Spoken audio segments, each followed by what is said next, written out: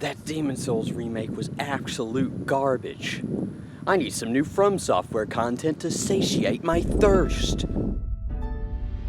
Gwen?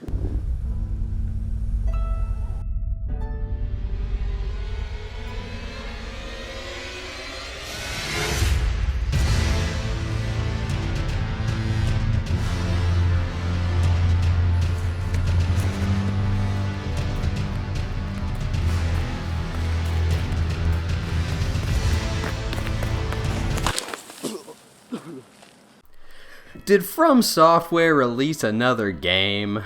What are they? Some kind of video game company? Well, it looks like it's time for another iteration of Dark Souls. Unlike Bloodborne or Sekiro, this is a much more direct continuation of the Dark Souls formula. You know, the more slow-paced and calculated combat system, where you roll around on the ground so much that it will give you back problems in real life. But of course, my back problems are already severe enough to where I am going to die next week, so I might as well play this game to finish me off for good. I'm going into this review assuming that you understand the basic mechanics and concepts of the previous FromSoft games, as I'm going to be comparing them to those, and I will not be covering any systems that are identical between them. And of course, spoiler warning, I don't know why you're watching an Elden Ring review if you don't want spoilers for the game, but, I mean, you know what? Tell you what, you should watch it anyway and ruin the game for yourself. How about you do that? Let me clarify, I will be ranking each aspect of the game with a score from S to F. S means it is practically perfect, with no discernible or meaningful downsides. Do note this rank doesn't mean I don't think that the aspect can be improved upon. A means it is nearly perfect with only minor problems. B means it is good, but it has a few noticeably glaring issues or is lacking something. C means it's mediocre. It doesn't do anything particularly well, but it also doesn't do anything terribly either. A C could also mean that it does something really well, but just does as much incorrectly. D means it is below average and generally unenjoyable, but still tolerable. F is when something is extremely unfun, making me want to avoid experiencing it as much as possible. I plan to rank each major aspect of the game, from the general controls and combat mechanics to the locations and bosses. For the locations, I want to go over each distinct area of the world map along with every legacy dungeon. I'm also going to rank every single unique boss encounter because I'm insane. Also, this review was done for version 1.06. If they fix something in the later versions, I don't know about it. This is from the past. Hello! Welcome to the Elden Ring review! Alright, let's start with the differences in stats. Your basic stats are the same. You got the vigor, you've got the dex, you've got the strength, you've got the endure. But some things have changed. For example, the vitality stat has been removed, and it is reverted to the way it is in Dark Souls 1 and Demon Souls, which is that endurance just gives you the stamina and the equip load, which would be nice, but it's not exactly balanced well. At only endurance level 10, you have basically enough stamina and equip load for the entire game. There's almost no reason to level it. The amount of endurance you get here, it's about the same amount that you would get during the end game of any of the Dark Souls games. But don't worry, we're not starting off with a bunch of negativity, because the one stat that has also been added is the Arcane stat, which replaces the Luck stat from Dark Souls 3, and is basically just a more effective version of it. Just like before, it can increase the rate in which you inflict status effects, like bleed or poison. But what's nice now is the actual stat scaling is now listed on the weapon stats. And along with that, the weapons can have requirements for Arcane to be used, and even spells can require Arcane to be used, giving more use for the actual stat to be even leveled in the first place. It's also not just limited to status effects. Arcane can affect other damage types such as magic or fire. Another huge benefit is that your stamina is not drained unless you are in combat, which is always nice for when you need to get your cardio workout across the multiverse. I do like the idea of this, but I don't think it was executed as well as it could have been.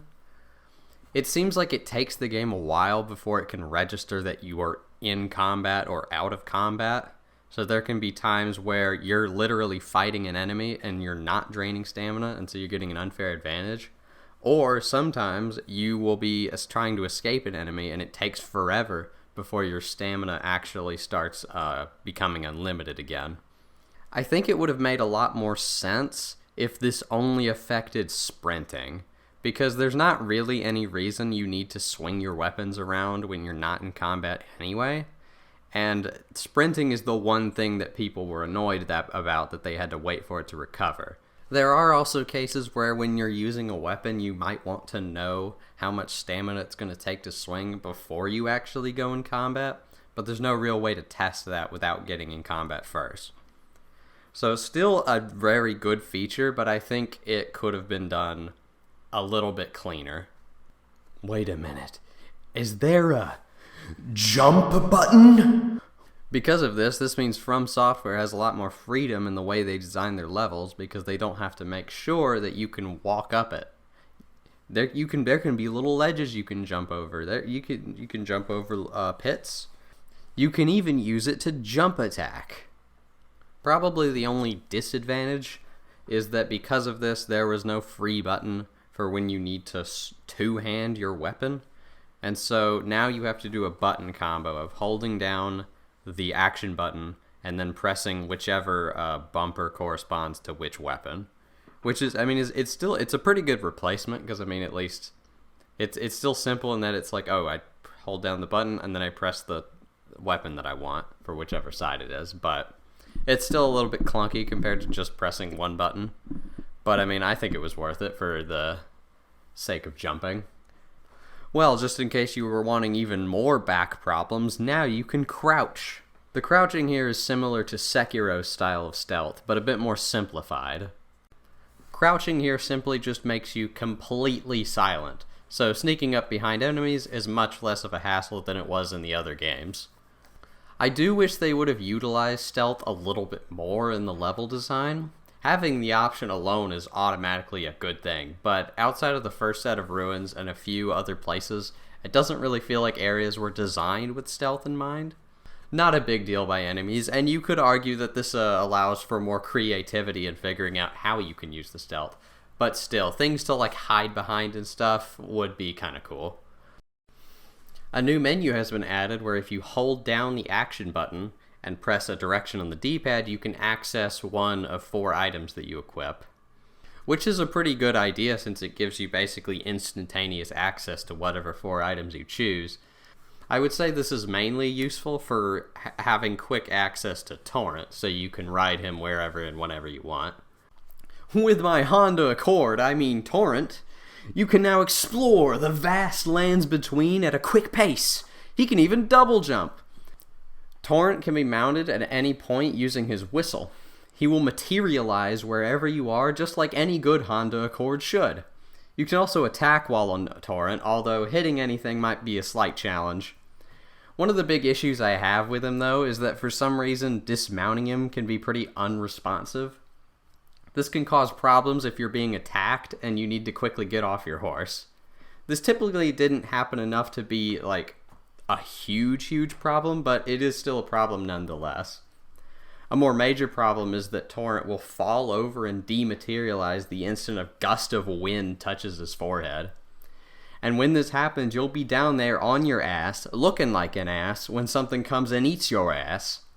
I know the idea is to encourage fighting enemies to proceed instead of running past them, which, that's fine. I just don't get why you have to sit on your ass on the ground so long.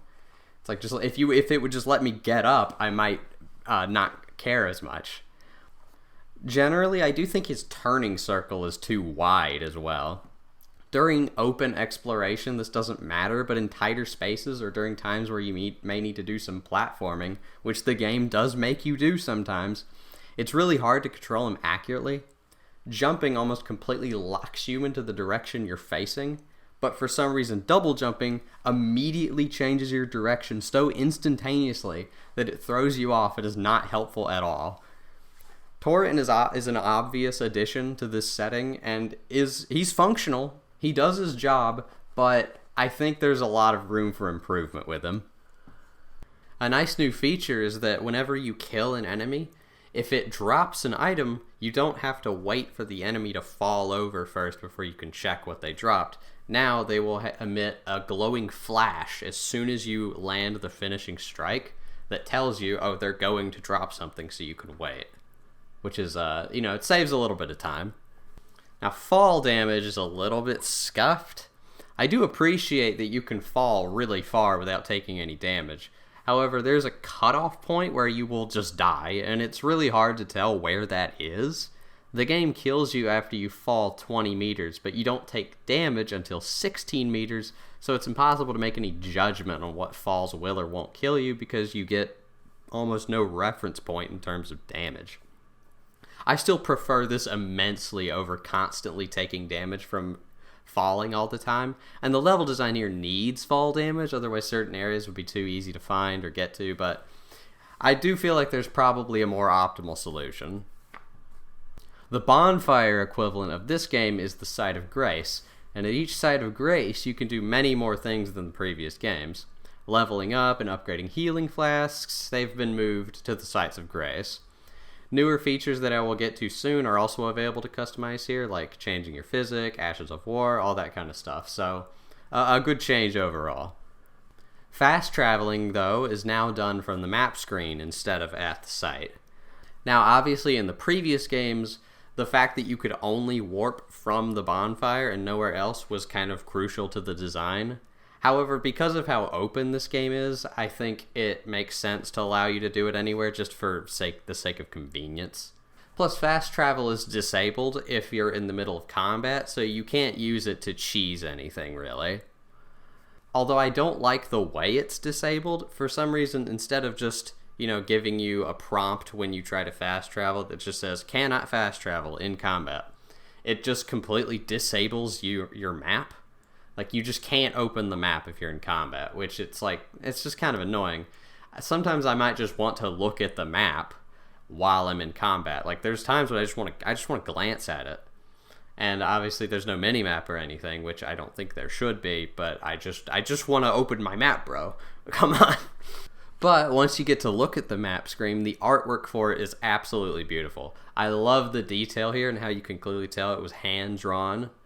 And just like most games, the map is obscured until you find certain things. Like, there's a lot of games where it's like you find a tower and that unlocks parts of the map. Here you can literally just find pages of a map and that reveals it. But what I love is that it doesn't just do that. It also hides how big the lands between even are, because the map will not let you scroll past where you've already discovered, so you can't even tell how big the game is until you've already seen all of it, which is it's a really good feature for your first time. It's really cool to just not have that sense of not knowing when the game is ending and how much is left. Like, that's great. That's probably one of my favorite things about it. Stamps are also a feature, which is to be expected, since these games don't typically like to just give you exactly where to go, which is another reason why I like these games. But I do wish there was a bit more options for stamps. Like, you have enough, but I kind of wish there was a way to, maybe leave a note next to your stamps so you could tell what it was for. Because, I'm the kind of person, especially on my first playthrough, I put stamps all over the goddamn place. I want anything that's important that I think I'm going to need to return to, I'm going to mark it. So when you're someone like me and you have stamps all over the place, sometimes you forget what you stamped them for. You'll be 20 hours in the game, you'll look back, there's the stamp in Limgrave. It's like, what the hell was that for? I kind of just wish I could write it down. Obviously I could write it down in a book if I was smart, but it would be nice if there was some way to do it in-game. In the menus that show your weight capacity, it now just shows if you're at fast roll, medium roll, or heavy roll, which I like that it shows you when you're actually at those speeds, but they've removed the actual percentage meter that lets you, optimize it more. So it's like, I kind of wish that they would have just stuck with that, because it's like, I think it's the same as before. It's just below 70% is a medium roll, and then I think it's like below I actually have no idea. I don't know. It's some number that is below. See, I don't know because I can't check because the game doesn't want to tell me. So like, I kind of just wish they would have stuck with the percentage. I mean, optimally they just have both, but the percentage was better. But I mean, not a big deal. But I mean, hey, before I get into the nitty gritty of like the combat stuff, I mean, overall, this is great changes mostly. I mean, there's definitely some room for improvement. There's some things that could be better. There's some things that maybe are a little worse than before, but not by much. And overall, everything seems perfectly suited for the new open world style. So I could probably give this like an A. There's so many really bad Elden Ring reviews out. Alright, but see, this is what you were waiting for. It's time to fight stuff. Yeah! Okay, so first off, the weapons in your inventory, they are organized a lot nicer. They were always sorted by, like, the weapon category, but I like that here they actually put, like, a space below each category, so it's like there's kind of more separation between them, so you can actually see all of them. And then you can still change the way it's organized however you want, so it's not set in stone like that, but it's a nice option to have, because sometimes when you just want to find like that one greatsword you got, it's a lot easier so you can just see it separated from the regular swords and all that stuff. Along with that, new weapon categories have been added for this game, such as heavy thrusting swords, great spears, colossal weapons, and flails. Heavy thrusting swords are pretty good, and they make a good balance between being slower and higher damaging than the normal thrusting sword, but also faster and less clunky feeling than a spear. Great spears are pretty much what you expect, really slow, powerful spears, and they're decent. The flails moveset is similar to the hammers and is a simple back and forth moveset with some sort of ball and chain on the end. Colossal weapons are the heaviest and slowest of all weapons, and unfortunately are really too slow to be applicable in most situations. I would compare the speed of these weapons to the speed of Ultra Greatswords from Dark Souls 1, but even those are a little bit faster, I think. Plus, Dark Souls 1 had a slower pace in terms of combat to begin with, so it's like, it doesn't really fit super well here. The extra damage isn't really worth it. Great axes or great hammers have a much better speed to damage ratio while still being really heavy and hard hitting. Ultra great swords have also been slowed down from previous titles, which here it makes a little bit more sense. I think the damage to swing ratio is a bit better than the colossal weapons, and they aren't so slow that you can't use them, so this one's fine. Most other weapons are either variations of the Dark Souls 3 movesets or something similar. I would say the general, like, in terms of just the animations, the general quality of weapons here is pretty much as good as Dark Souls 3 outside of these new categories. So pretty good stuff all around. I'd obviously say there's some balancing issues with certain weapons, like katanas are obviously a little bit too powerful, but still, you get a lot of options to play with, and generally you're going to find something that you like. So I could say that the weapon selection here is very good. But see, now we've evolved beyond the plunging attack, and now we can do it from anywhere. Unfortunately, I don't really like the jump attacks. It's like they're either too powerful or not powerful at all. It's like the heavy attacks, they do a lot of damage, and they stagger really well, but they also have the longest recovery time. So a lot of times it's really better to just do like a regular heavy than do a jump heavy. And then jump lights are like not that much different from just a regular heavy as well. So it's like there's a few situations where it's like you might want to do a jump attack to like dodge into something, like you dodge and then attack. But generally the jump attacks are just kind of not very useful. I don't really know what you do to change it. I mean, like, it's not like they aren't useful entirely, but it's like they are not as balanced as the others in terms of being as useful. So, I mean, it's not a big deal. You don't have to use them, but I mean, having a situational attack is not that bad, but It's like, I feel like a lot of people think that it's like the best attack in the game because it does the most damage and is fast, but it's like, no, because you have to recover from it. So the speed doesn't really help you much. Now, stance mechanics have returned from Sekiro as well. Attacking an enemy will fill their stance meter, and it will slowly recover over time, and depleting their stance meter completely will put them in a repostable state, which allows for a critical attack.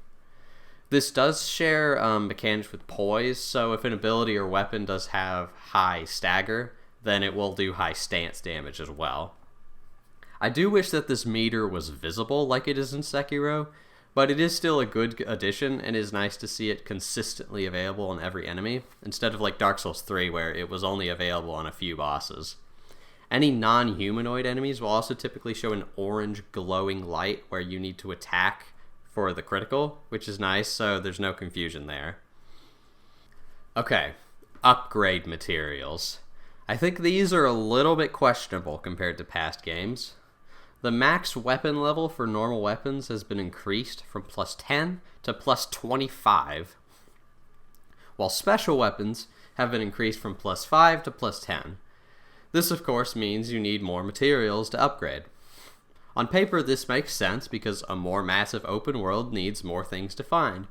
Even with this in mind, the amount of materials required for a regular weapon is absurd. There are 8 tiers of smithing stones, and you need 12 of each. It's not impossible to get this many naturally, especially since the mines are specifically there to find these. However, I would say on a casual playthrough, while being fairly thorough through the game, they only really give you enough to upgrade like 2 weapons, which isn't a lot. This restriction, I think, makes it more stressful for a new player to commit to a weapon, since they don't want to waste materials. There are bell bearings you could find and give to the statue maiden to purchase unlimited of them, but that is more meant for late game when you have a lot of money and you just want to experiment with weapons. I don't think that that's really a solution. But on the other end of the spectrum, the special somber weapons are too easy to upgrade. While the regular weapons require 96 materials in total to upgrade, the somber weapons only require 10. There are 10 tiers, and you only require 1 of each. And of course, for this to be balanced, they need to be really rare, but the problem is if they were really rare, you'd never find them.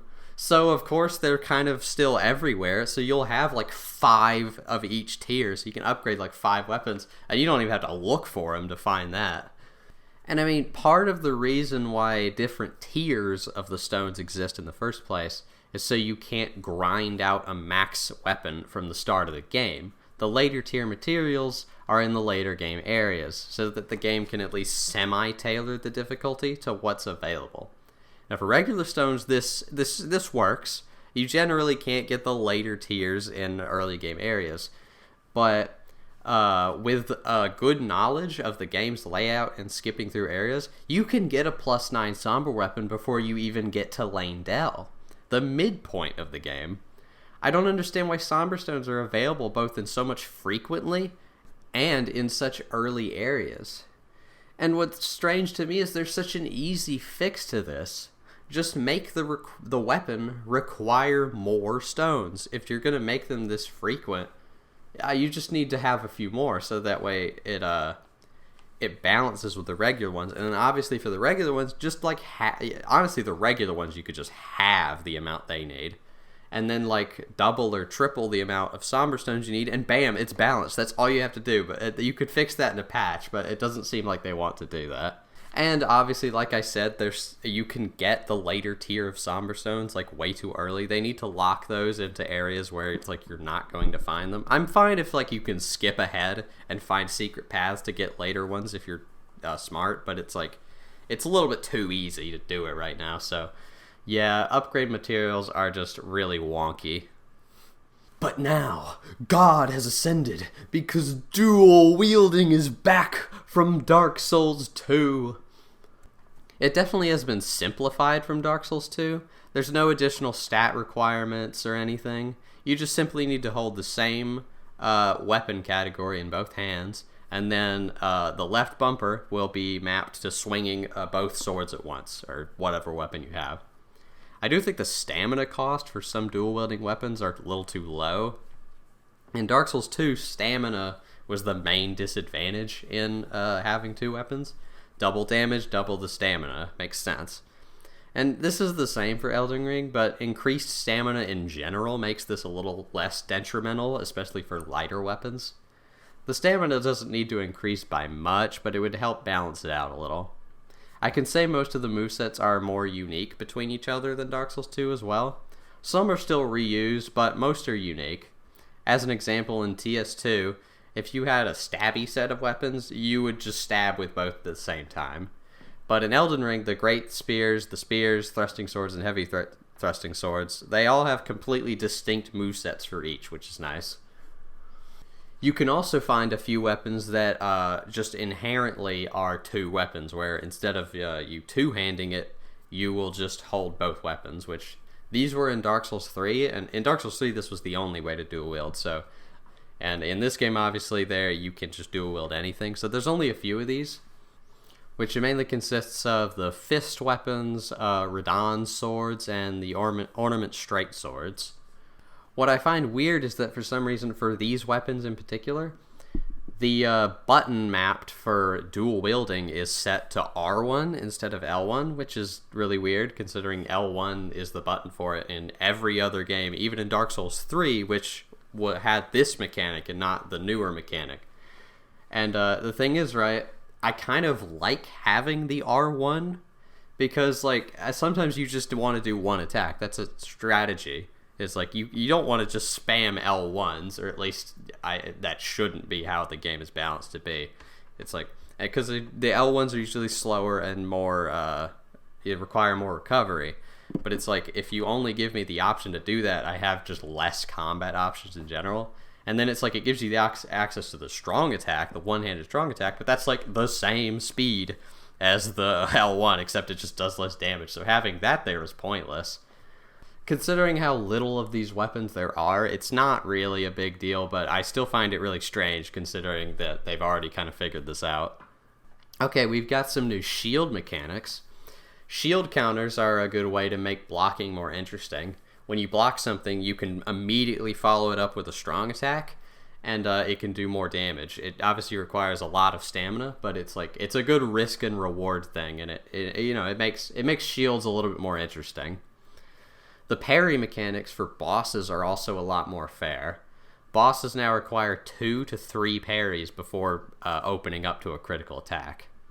Some bosses definitely don't take enough damage from the critical attack itself, but still, this is a lot better than how it was in Dark Souls 3, where you just one-shot them from parrying them once. Ashes of War, one of the biggest additions to this game. The weapons are split into 2 categories. It's either a normal weapon or a somber weapon, as I said. If it's normal, then it will have a basic Ash of War ability by default, and then a slot for putting in any Ash of War that you find during the game. Somber weapons will typically have a unique Ash of War that cannot be swapped out. These Ashes of War act similarly to the weapon arts from Dark Souls 3, and most of the basic ones are actually reused from that game, but there are tons of new ones. All of these abilities require FP to use, and because of that, they are very powerful. Unlike Dark Souls 3, where the weapon arts were mostly just kind of okay, or maybe even just meh, with a few really good ones here and there, pretty much all of the Ashes of War here are really strong. Obviously, it's not perfectly balanced or anything, but finding an Ash of War that is outright bad is kind of hard. And getting to experiment with what abilities you like combined with what weapons you like is really fun. This also ties into weapon affinities. Every Ash of War has an affinity that changes the stats and or the damage type. For example, a glintstone Ash of War that can shoot like a magic beam out of your sword will also do magic damage and scale with intelligence. You can also choose to keep the default stats for a weapon of any Ash of War. There are different whetstones that you can find that can also allow for more combinations with these stat affinities with other Ashes of War. So this just means that you just get even more options and customization. And unlike the other games where if you wanted to change like the stats of your weapon, you had to spend a resource to infuse it. Here, you can just freely swap them out all you want. So the customization is really good, and it's just there's no commitment, so you can just experiment all you want. It's really nice. Now, one thing that's confusing to me with weapons in this game is there's no faith and intelligent hybrid builds, or weapons, I should say. There's a decent handful of spells that require both stats, which suggests to me that they wanted that to be a build, which, I mean, it's been a viable build in past games. But in terms of weapons, you don't get any weapons that go off both. There's only technically 3, and if you really want to be critical, there's really only 1. Because 2 of them aren't technically even hybrids by default. They just have an elemental damage while also being able to switch their affinity with Ashes of War. And either way, these weapons are useless to begin with. The Sword of Night and Flames Ash of War is very strong, but the normal attacks are kind of weak. The damage is split between physical, fire, and magic, and if you're familiar with how Dark Souls handles split damage types, you know that it means it doesn't do as much as something with only 2 damage types. I would be fine with it if there were no options for faith and hybrids to begin with, but there are a small number of spells that you can use, and previous games had dedicated classes of spells for faith and intelligence, along with plenty of weapons. It's a confusing decision that makes me just feel like they were afraid to commit to it. I'm not sure. Now, I do appreciate that proccing status effects like bleed or poison is now possible on pretty much all enemies, including bosses, making builds focused on it a lot more useful. This fact is also balanced by the mechanic that every time you proc a status on an enemy, they gain more resistance to it. So this means that you can't spam it on everything, and therefore it makes more sense for everything to be susceptible to it. Your lock-on distance is increased immensely. When focusing on big enemies, though, the camera will automatically adjust to keep everything in view, which sounds nice, but this is not pulled off super effectively. The camera tries to kind of pivot to the side in order to kind of keep you and the enemy in view, but this more often than not just makes it disorientating than if the camera just stayed behind you. Changing targets can also be either unresponsive or it just doesn't work. I found that in big groups, the game gets really confused on which direction you're pointing the stick and tends to either go to the wrong enemy or it just won't go to any enemy. It's really finicky. Outside of the increased distance, I would argue pretty much every other FromSoft game had better lock-on than this game, which is a little bit unfortunate. A big addition that is really nice is that enemies, when in large groups, their AI has a sort of thing in place that makes it so that they generally try not to aggro on you at the same time. Or, like, what I mean is, like, they don't really overlap attacks. Like, they can. It's not like a hard set in stone thing. But it's like, for example, if you're being attacked by one guy, like, let's say you're being attacked by number 1, and then number 2 and 3 are over there, and they see, oh, you're getting attacked. See, they're gentlemen, so they'll sit and watch. And then they wait for their opportunity when the other guy is like stops attacking or is being less aggressive, and they'll take their turn. Again, it's not like set in stone. They don't always do this. If you get like really close to both of them, they will attack at the same time. It's more of just kind of a general thought that these like AI has to just try and not get too aggressive when someone else is being aggressive, and it's a really good addition. It makes handling groups in this game a lot better. It's a lot nicer. And it's like, and again, because it's not a set, I like that it's not a set in stone thing where they just refuse to attack, because I think figuring out how to handle groups in this game is kind of fun. But it does make it a lot more reasonable, and I think it makes it a bit more forgiving if things get really bad. And I mean, there's a few downsides, but I mean, overall, the combat here I think it's improved. They've definitely overstepped some things with the upgrade materials and other few weird balancing issues and stuff, but the new Ashes of War with all the customization and all the weapons being really good, all of this, it's like, I think I'm going to give it an A. I've had a lot of fun messing with the combat mechanics in this game, so yeah, Gets an A from me. So about Elden Beast, I just gotta say, I don't really like how he looks. He just looks like a weird giraffe, amoeba whale thing. Magic is here in the same format as previous Dark Souls games. You have your spell slots that you swap between, and a catalyst in your hand to cast. The basic framework is the same, but the execution I think is a little bit better. Spells now only consist of 2 types: sorcery for staves, and incantations for seals. Sorceries are the same in theming as Dark Souls, mostly focusing on offensive ranged abilities. Incantations are more or less the combination of miracles and pyromancies, with a little extra thrown in there. Other aspects have been changed as well. I like that your maximum spell slots are not determined by your stats, and instead are increased by items found in the open world. Being able to charge spells for more damage is a very useful feature, and it helps in keeping spells FP efficient. Repeatedly casting spells now has a unique animation to make it feel fluid and fast, rewarding the extra commitment to cast in succession. I will be ranking each magic class individually. Let's start with our selection of sorceries. As I said before, they contain mostly ranged offensive abilities, projectile spells that are simple but effective. There are a decent amount of fun options like carry and sword spells that manifest magic weapons to fight with, such as daggers, hammers, or great swords. The greatsword is my personal favorite because of its long reach. Gravity spells can make things interesting by pulling enemies towards you or sending big rocks at them. You might want to shoot someone with a massive elemental bow and arrow, or you could use spells like Comet Azure, which are extremely high commitment and slow but do devastating damage. There's a lot of good options here, but I think the problem here is that sorceries have little variety. 90% of the spells here are just ranged projectiles. It gets a little stale when every sorcery you find is just another projectile. Some are strong, some are weak, but there's just a lot of them you aren't going to use.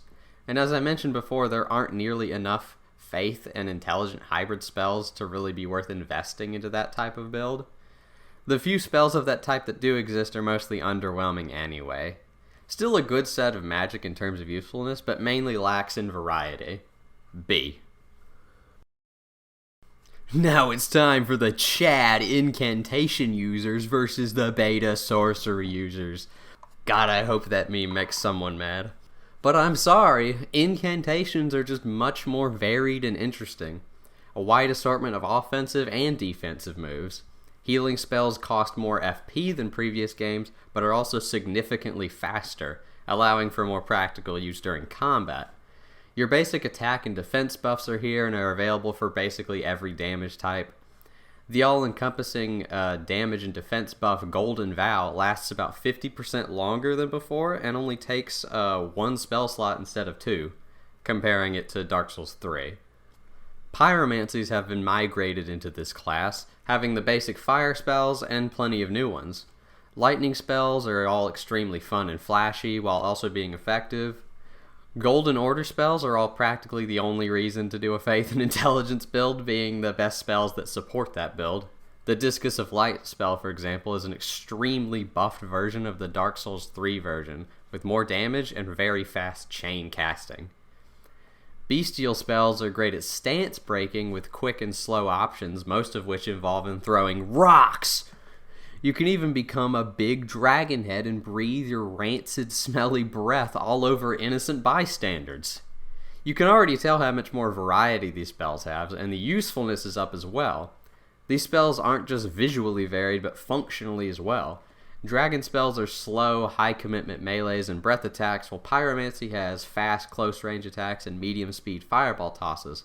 The list goes on, but my point is pretty much any playstyle is accounted for here, and with so many different options that are effective at different scenarios, this is without a doubt the best set of magic FromSoft has put in any of their games. S. Elden Beast is just a big, weird blob with a skin sword, and I don't really like that idea. Spirit summons are one of the brand new mechanics that people are excited for. Being able to summon an AI companion to help you on your journey sounds fun, right? Wrong. Okay, first problem. You are super limited on where you can summon them. If you ask me, the most useful scenario to need a summoned ally is during large groups of enemies. However, the only locations you can summon these are near these statues here. And these statues are mostly only present in boss fights. The open world barely has any. And if the bosses were designed with allies in mind, this could make sense, but they're not. Having a companion during most of the bosses in this game turns them into a complete joke, since their AI has a fit trying to figure out who to attack, and usually just focuses on who is more aggressive. This means that it's sometimes hard to tell who the boss is going to attack, making it harder to avoid properly, which makes you resort to hit and run tactics while the summon distracts, which is the most boring and uninteresting way to fight everything in this game. Bosses in these games are designed to be a battle between you and the boss.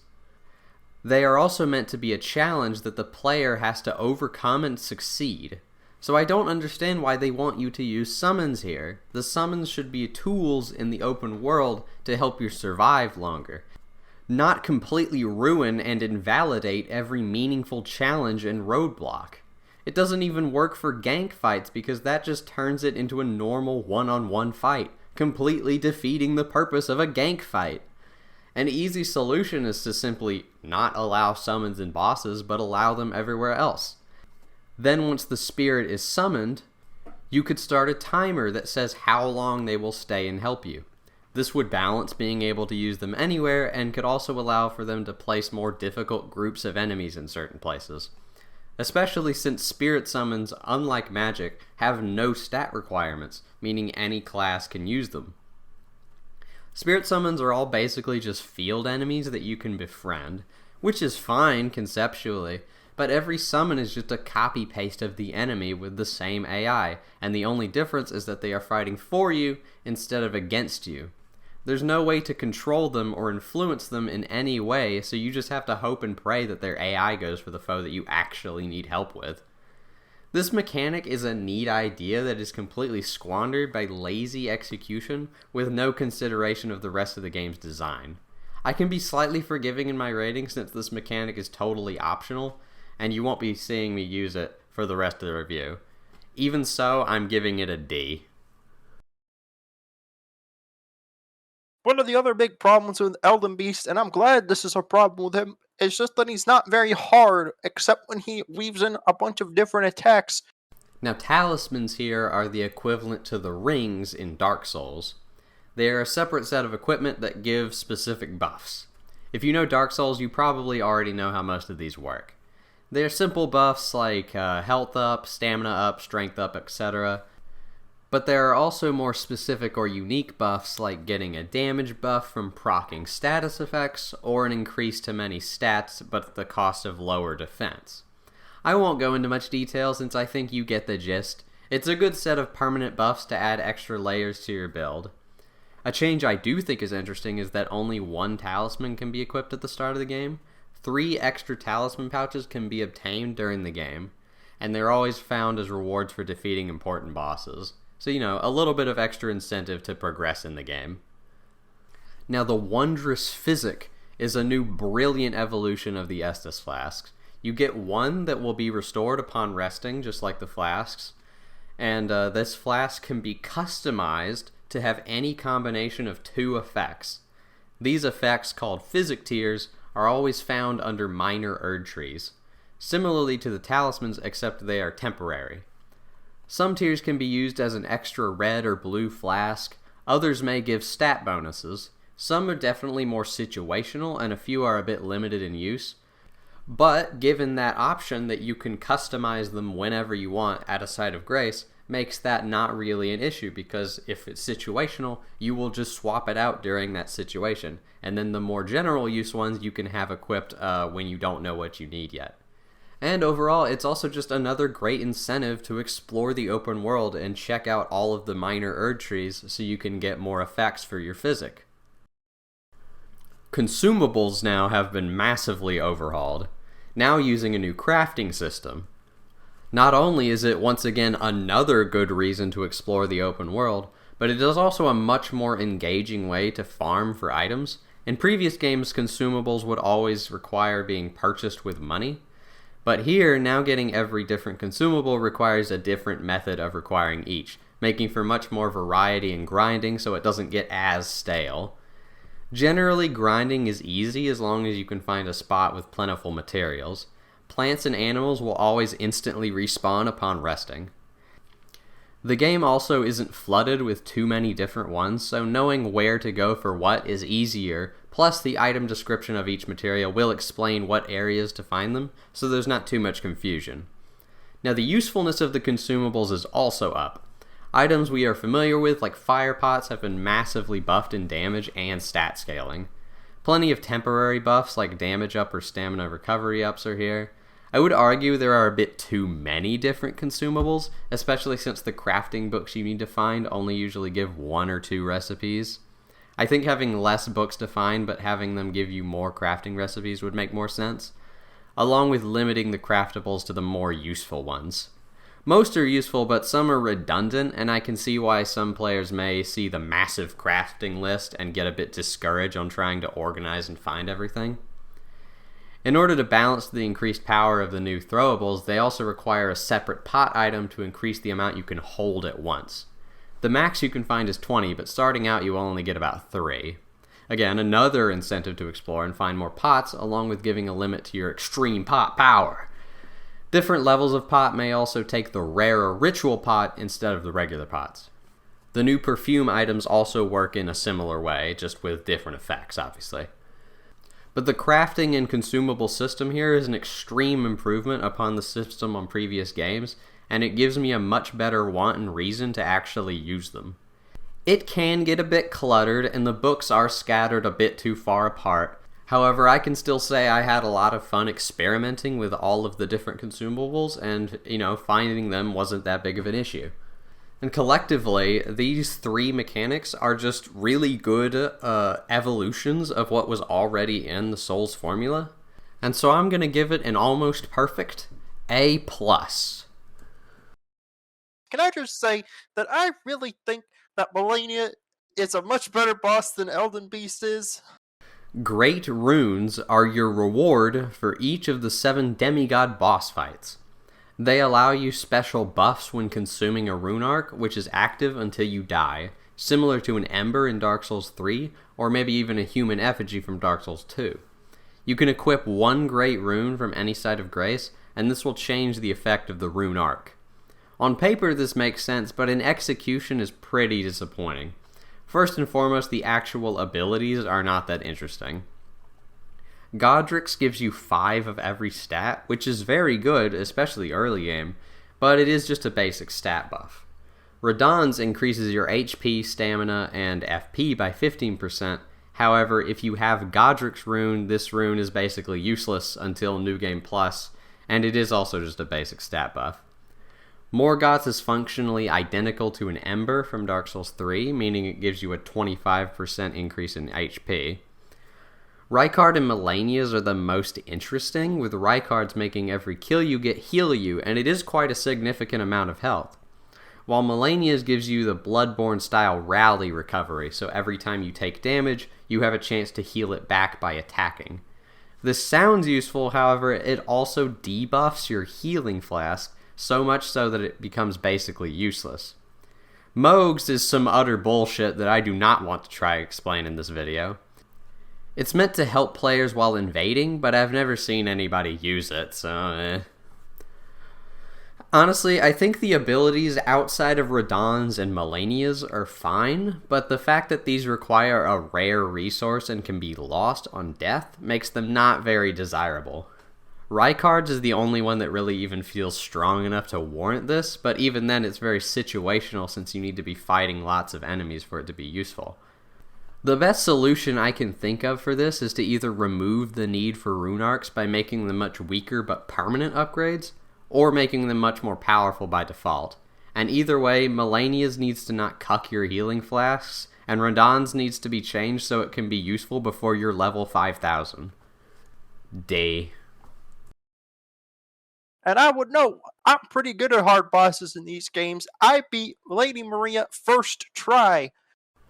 Now, I'm not going to go too deep into the music quality, as I am no musician. Firstly, I will simply say all of the music is amazing, just like every other FromSoft game. If you like other Soulsborne music, you'll like this soundtrack. What I will say is I really like the ambient and enemy combat tracks.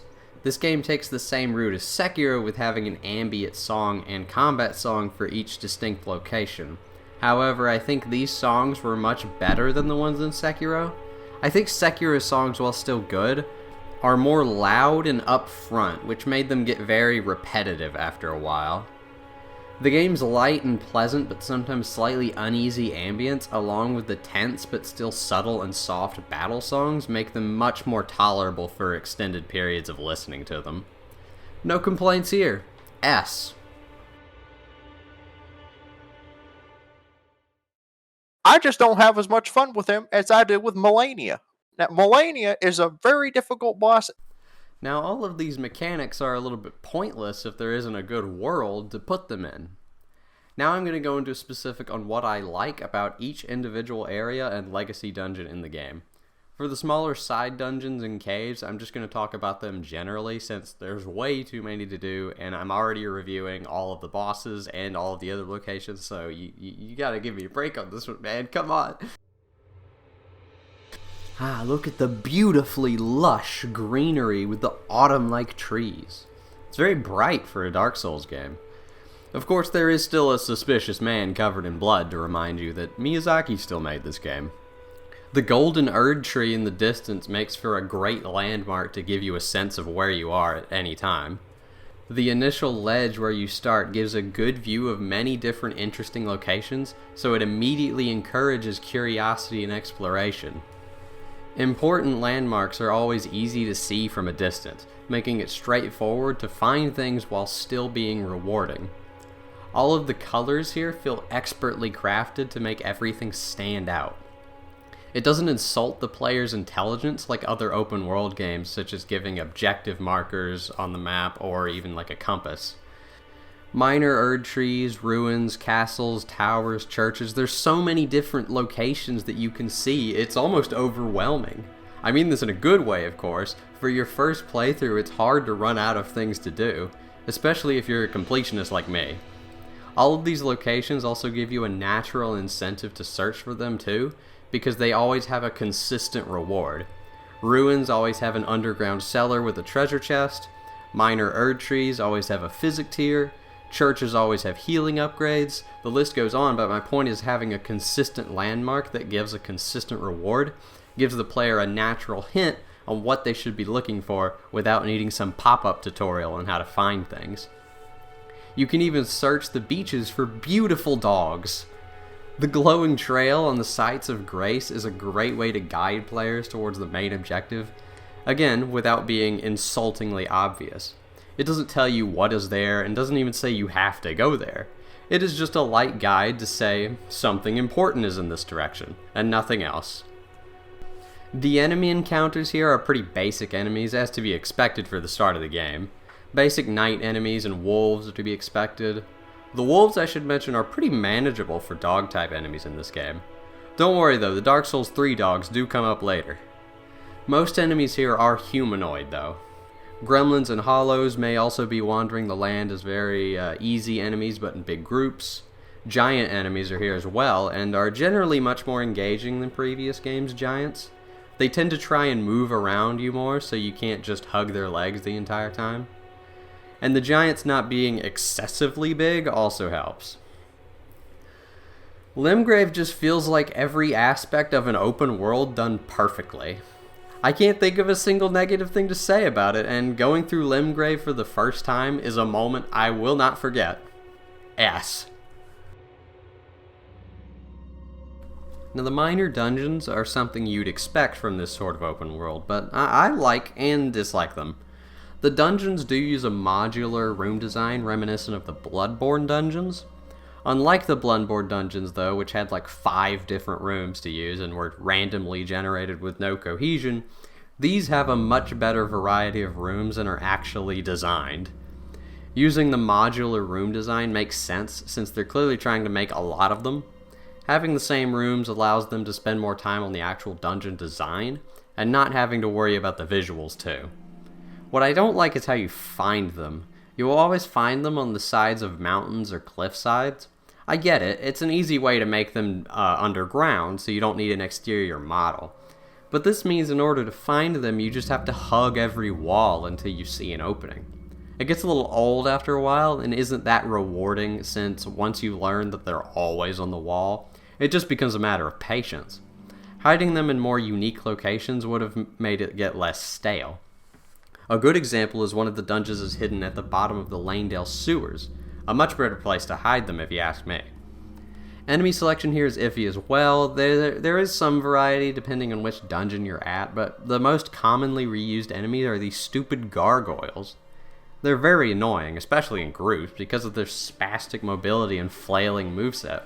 I don't get why the default enemy type is these guys. Why not make it the skeletons or something?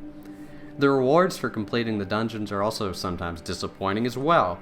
For caves, the rewards are typically fine and, somewhat varied. Talismans and weapons are the most common, but still.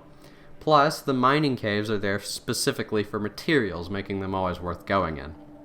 But the actual catacomb dungeons, 90% of them just have spirit summons as a reward. I've already said why I don't like the spirit summons, so having them as the main reward is not very encouraging for me to come back to them. I still enjoy the dungeons, don't get me wrong, but I don't think they were implemented optimally. They need more varied and clear entrances, better enemy variety, and better rewards for the catacombs. However, I can still give credit to the good use of modular rooms and being fun enough to explore once you're inside. A mixed bag for sure, though. C-. It's a very basic layout with a couple paths to the end.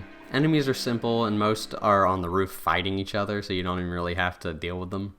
Climbing down the tower is fairly straightforward, but with not much substance. It does have the claymore, which is a good weapon, but the second grace placement is annoying since you can't backtrack if you need to talk to the NPC. The beach is also fairly barren with only jellyfish.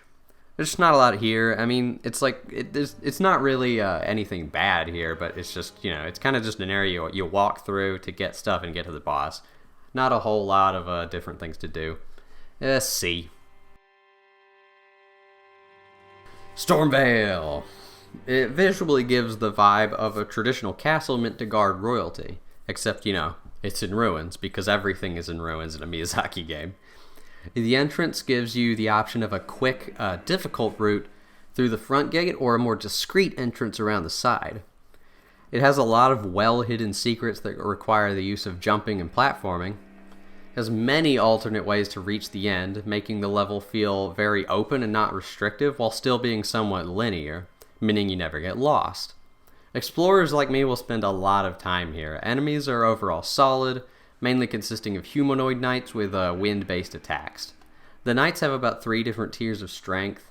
It houses a lot of good loot, such as weapons and the iron whetblade.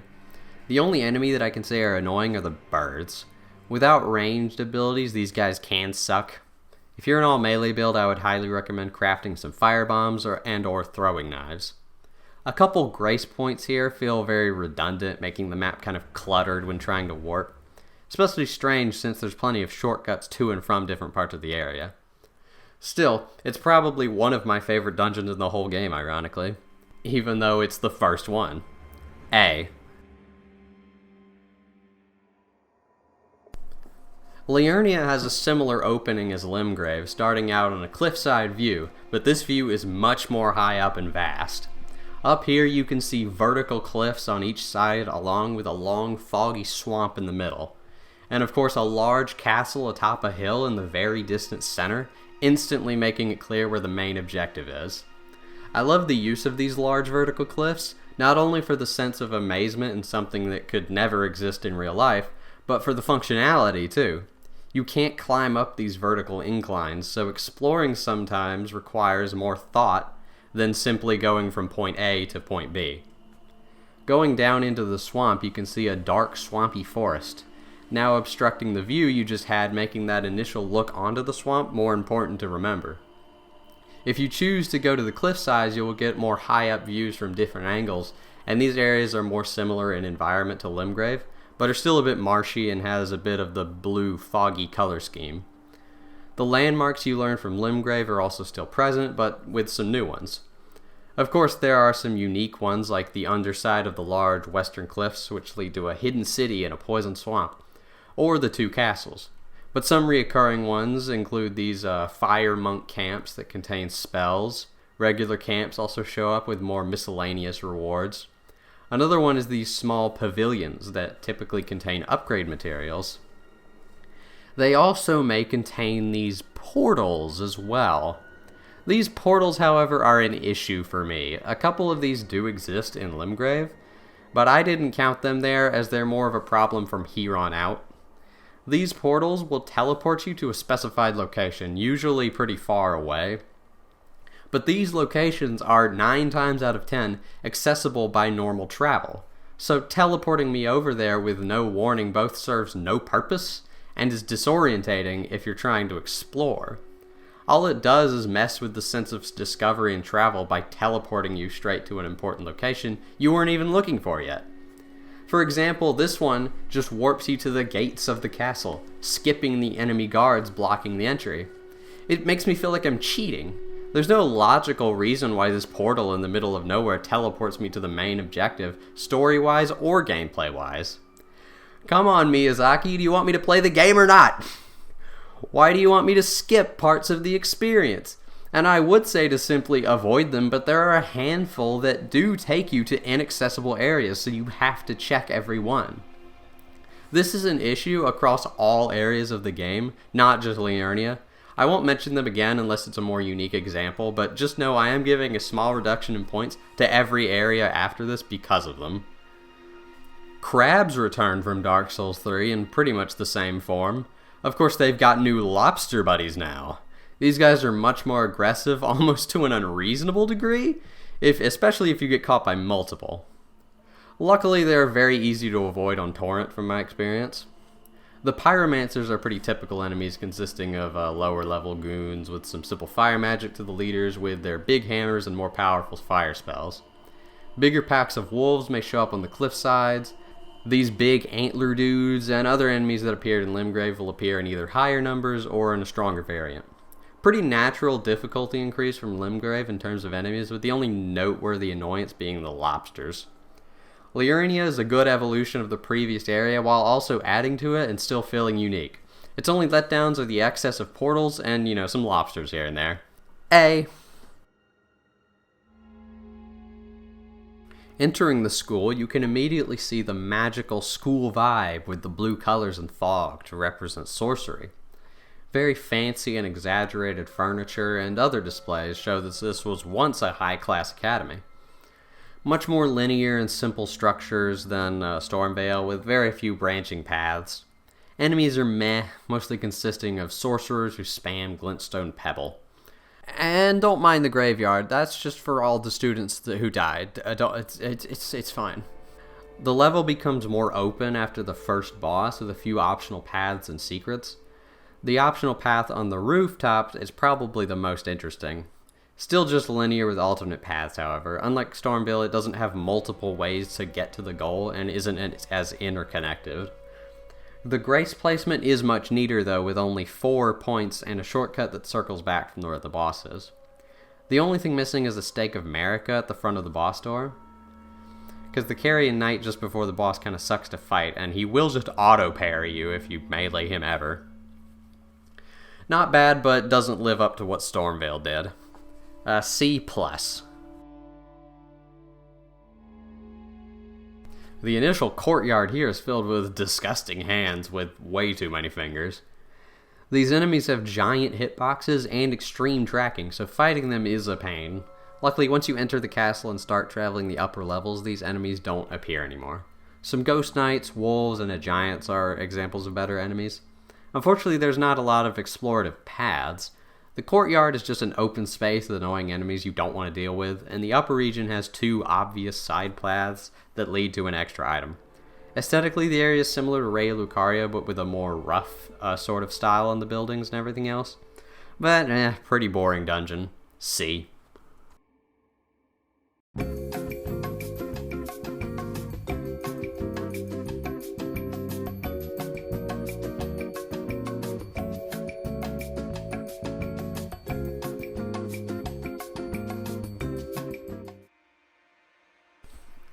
Whoa!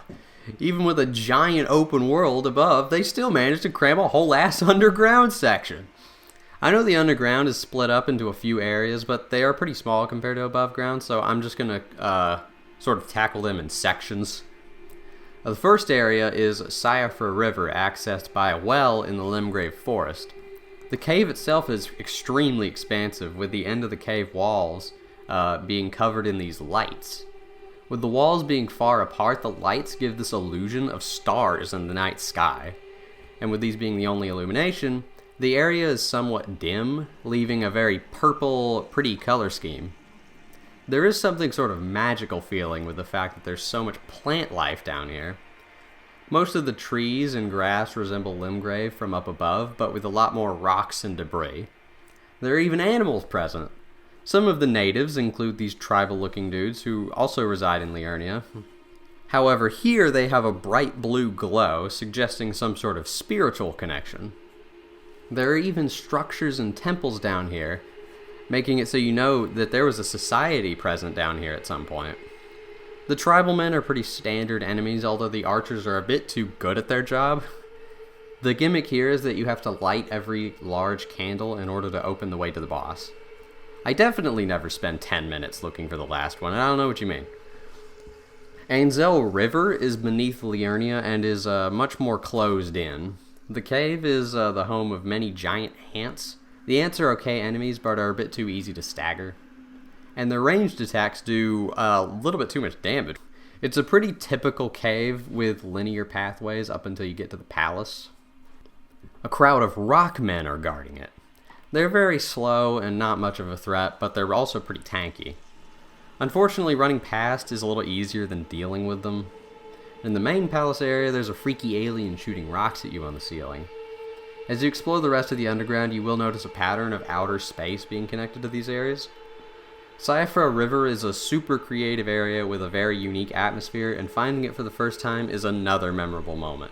The Ancestor River is a bit less interesting, but nothing here brings it down either.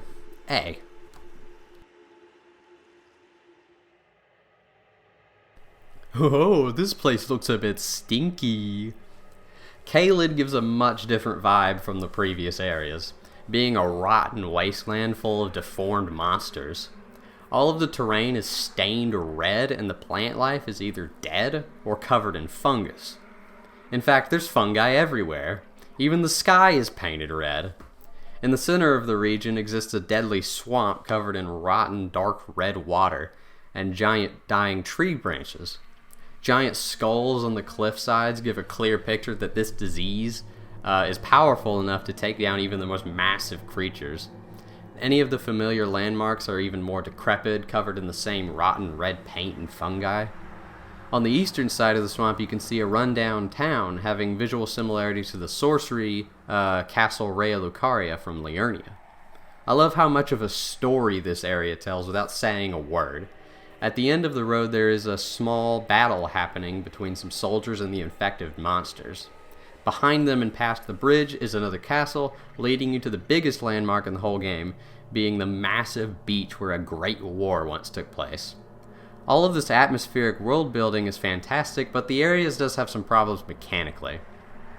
There is a slight difficulty spike if you go here from the start, which that's fine. I personally like having a later game area available from the start. It's a classic Dark Souls trope. However, what I don't understand is the difficulty spike in the northeast part of Caelid versus the rest. The west and south of Caelid is very challenging for the start, but is pretty easily tackled after finishing Liurnia. But the northern area is near endgame level difficulty. Not only is this not made clear with any distinction in environment, but also allows for some late game materials available from the start. Some level 8 and 9 Somber Stones exist here, and are not guarded, so a level 1 player can simply grab these and get a weapon maxed out way too early. I think there should be a more clear distinction between the two areas, and any late game items or materials should be guarded by some sort of mini-boss to stop any unfair advantages the player may get here. As an example, maybe make the area look more rotten and decrepit, like it's darker colored, like that sort of dark swampy color you get in the actual swamp. It's like the rest of that area is that color, so it's very clear. It's like, oh, this area is more dangerous because it looks more rotten, or something like that. That would make sense. Along with this, the enemies here are not as high quality as previous areas. Visually, they match the rotting aesthetic perfectly, but some are not super fun to fight. The giant dogs have some oversized hitboxes while already being very big, so avoiding them can feel unfair at times. The giant birds are a real pain. They constantly peck at you while having way too much reach and tracking. Handling multiple of those guys feels impossible. These bug men are really annoying with their homing missiles of string that they can spam. I really like the clean rot knights for patrolling the swamp though. These knights have a lot of unique moves and are very difficult while still being telegraphed and fair. The sorcerers in the town can be a little annoying since they go invisible at a distance, but they do give their position away with the magic. The rest are basically just rot versions of previous enemies, which is fine, but sometimes the added rot status effect makes them more annoying as well. Caelid is solid in terms of its world design and atmosphere, but I think the confusing balance of enemies and materials depending on your location, plus the enemies themselves are sometimes annoying, brings it down a little bit. B. An okay, pretty bare bones dungeon. One of the smallest in the game, despite leading up to one of the major fights. One of the worst examples of the portals used to ruin the flow and skip things. If you come here early, you will not be let in because Radahn can't be fought until the festival begins. But if you activate the festival before you come in, then you will just be allowed to skip to the end of the dungeon with a portal. What's the point of the dungeon even being there? You get no substantial rewards for getting to the end, and to get to the main battle, it requires you to skip it. It is also confusing that most of the dungeon is closed off while the festival is going, so any rewards that are there may be missed by most players if they never realize that the festival is what closed those doors. Beating Radahn doesn't even reset the dungeon to normal. You have to speak with the head of the festival before it will return to normal. He doesn't even imply that it will revert, and there is no communication on the game's part that it will return at any point.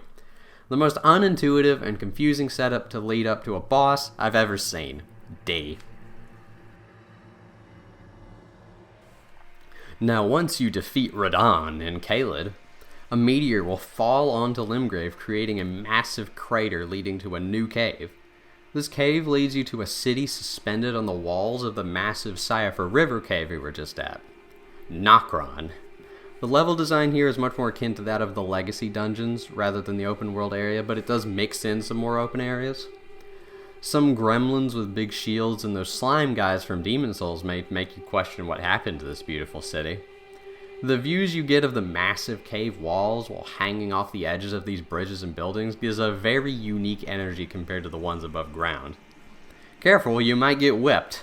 I think these guys are the Nox guys. They're the Nox. I don't know. I'm going to call them the Nox. Deal with it.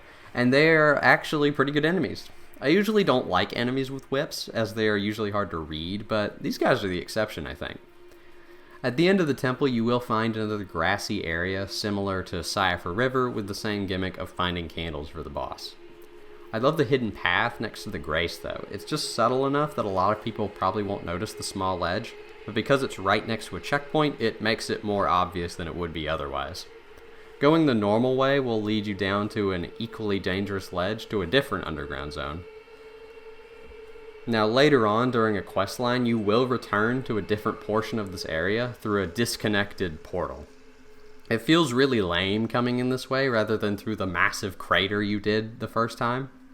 This area is more of the same though. You've got more of the Nox guys and now they're riding ants. You get some more temple to explore and this will lead you into the Lake of Rot, a massive poison lake. Who would have guessed? Miyazaki, I don't think he has an obsession. What are you talking about? This lake's environment shares similarities to Caelid with the red fog and fungi on the walls, but the rot water is even more disgusting looking, being so concentrated it looks like Pepto-Bismol. Gameplay-wise though, the swamp is not very interesting. You just run from point A to point B while trying not to die of scarlet rot. The palace at the end looks cool, but is just filled with more of those bugmen from Caelid, annoyingly. Nokron has a lot going on, most good, some bad. The initial entryway is badass, and most of the level design and enemies are good, but the teleporting into the second half and the annoying rotting lake lowers the score a little bit. Also, wait, why is the boulder an enemy? B+. Alright, boys, looks like I'm going to heaven. This cave is a lot different from the others. The lights on the walls aren't here, making the area much darker, and the plant life down here is also darker in color with brown colored grass and less colored trees. The huge cave here is filled with giant tree roots that you have to platform over with Torrent. If Torrent controlled a little better, I would like this a little bit more.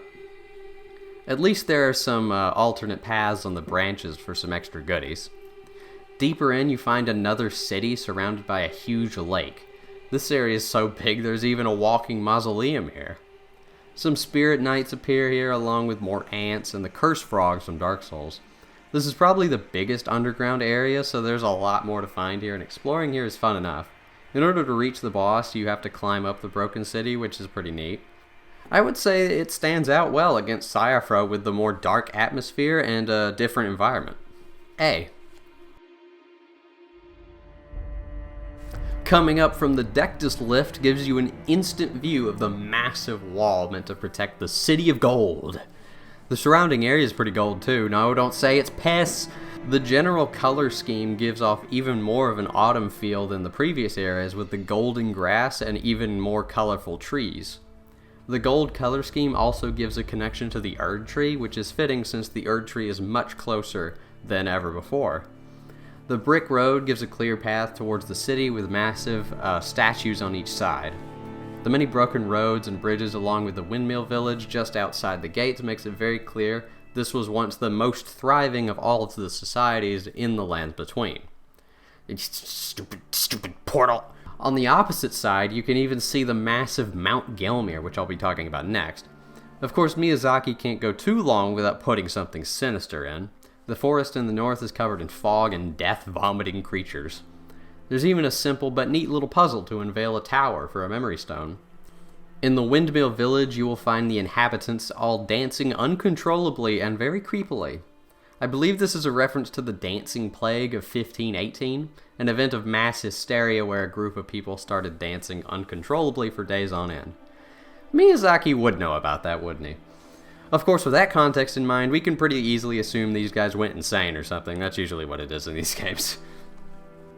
A tunnel down the back may also lead you to a poisonous castle secluded from the rest of the region. The run up to the wall is a great sight, and towards the end it is guarded by lots of archer giants. Thematically that's good, but they are a little too easy to run past. Honestly, the biggest problem with this area for me is just the enemy scaling. At this point, if you've been thorough, you'll probably have a decent amount of levels and gear, and I think Altus is too easy for the level that most people would go in. I understand they probably didn't scale with the completionists like me in mind, but even then, you don't really have to do every single thing, and it's not that hard to grab a weapon at maybe plus 6 or 7 somber. But it feels like a somber 4 or 5 is what they were expecting. Very strange.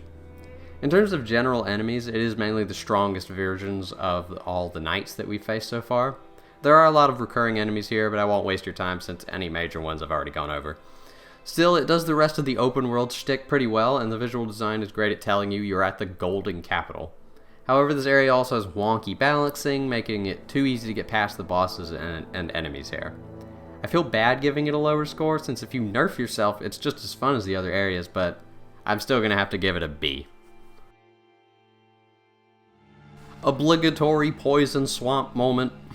Poison doesn't slow you down here, luckily, and is normal poison, so it's not a huge threat. Consists of exploring the tops of the walls and gates, along with the insides of the swampy grounds. Enemies are mainly slow, tanky zombies, along with some of the mini grafted scions, which are kinda meh. A large grafted scion, unfortunately, also appears. Also home to a few clean rot knights as much more challenging enemies, which those are good. For the smaller size, it only has a few grace points, with one ladder to the shortcut to travel from the top of the castle back to the swampy bottom. Exploration is interesting, with some sunken buildings to climb on, or broken walls and rubble to go through. A fairly straightforward dungeon with interesting and unique routes to progress with a mediocre set of enemies. C+. Now, Mount Gelmir is pretty interesting. It's still very vast and explorable, but it was more designed with the idea of climbing the mountain and getting to the top. To be fair, anyone who sees this mountain is going to want to do that anyway, so making the pathways more linear makes sense. There's still many different ways to get up, so it doesn't hinder that charm of exploration at all. Visually, the mountain, as you can expect, has more of a gray, rocky feel. Once you get to the top, you'll even realize it's actually a volcano. Because of that, the mountain has a very ashy look, along with some fire geysers and lava here and there. The lava does surprisingly little damage, though. I do like the way it looks, it's very goopy. The enemies are pretty varied. You've got more of the fire monks hanging out, which makes sense. Some gremlins in their little town that you decided to invade. Oh god, it's a bear! Also, a lot of those virgins that vor you. Not my favorite enemies, mostly because you have to wait for their door to open so you can do full damage. Other than that, they're okay. I do like how many run-down shacks and villages are up here. It makes me think that this might have been a safe haven for people who were not welcome in the main kingdom. Especially with the battlegrounds here that you have, with a few Lanedale knights remaining. And of course, at the very top is your next objective, Volcano Manor. Building a manor on top of a volcano doesn't seem very safe, but what do I know? Going down and past that will also reveal a dead minor Erdtree, which is fascinating. Overall, a fun climb if I do say so myself. Lots of precarious rocks and ledges to ride on, and it gives a good sense of progress looking down at the view once on top. A pretty self-explanatory title. It's a very cool set piece with a fancy mansion being placed and intermingling with the insides of the volcano.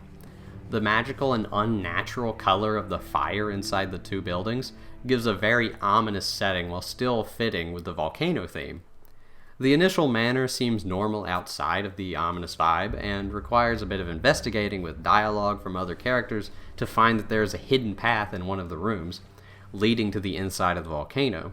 Once in this area, you can see the vast lake of lava with what looks like an entire town or city submerged inside the lava, almost appearing like a town was built on top of the mountain but sunk into it over time. The enemies consist of serpent men with the ability to elongate their necks and use quick slashing weapons.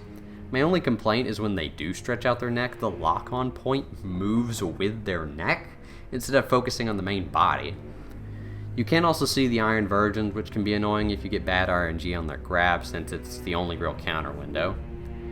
Exploring the manor is fairly linear, but once you get to the bottom of the lava lake, there are a multitude of directions you can go for extra loot. Grace platements are at a good distances from each other, with a good couple shortcuts to loop back to each one. The lava itself damages you when you step on it, but confusingly not very much. The damage ticks at a very slow rate and does no damage. It does slow you down unless you reach some arbitrary level that I don't understand, and then you don't go slow anymore. I don't know, man. Once you get to the end, you'll either see a stupid portal, or you can complete Tanith's assassinations, and she will just warp you there. A functionally decent dungeon with good aesthetics, but a confusing lava damage system, and a lazy teleport to the final battle. B.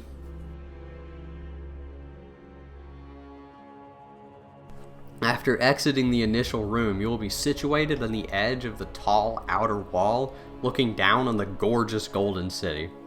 A giant dragon with a massive spear is a huge landmark and unique set piece, showing some sort of great battle against titans took place here. You can see the city is directly adjacent to the Erdtree that you've seen throughout the whole game. The view and colors gives a similar vibe to the ringed city from Dark Souls 3. The initial enemies are some slow, rotund men who spit bubbles at you. But once you progress towards the main city, you will see more traditional knights, some of which have lightning powers, which is badass. The city is even more open and explorative than Stormvale, with multiple ways to descend into the city while having so many different streets and alleyways to reach many different rewards and challenges. Verticality is used really well, either by climbing rooftops or descending into the slums of a poorer part of the city. You may even venture underground into the pipeways of the sewers. A secret path can take you to one of the towers, although it is another goddamn portal. With so many avenues to go through, any exploration fan like me will spend hours here alone. I appreciate the path to the main boss also not being obvious. It requires some parkour on one of the massive dragons, and then climbing a tree branch that with close inspection you can see is coming from the Erd tree itself. Grace placement is fine here, although the 3 adjacent to the main boss feel redundant. You could probably remove at least one of those. Outside of one elevator to get you to one side of the city, it doesn't really have any creative shortcuts, although the city's so interconnected it doesn't really need any. A fantastic set of explorative level designs, with the only main drawback being the difficulty level of the enemies. For this point in the game, I find it strange how little health the enemies have here, especially considering the spike in strength from the endgame enemies straight after. But even with that, this area is one of the most visually and exploratively engaging dungeons in the game. A+.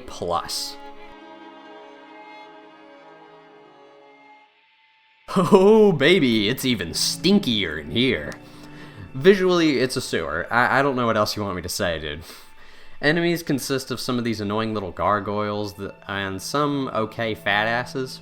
The fat asses are typically slow but strong types, but the gargoyles are pretty annoying since they flail around and are hard to hit with how mobile they are. Level design is very good though. It's pretty maze-like, but the good kind, where you can actually still remember where to go.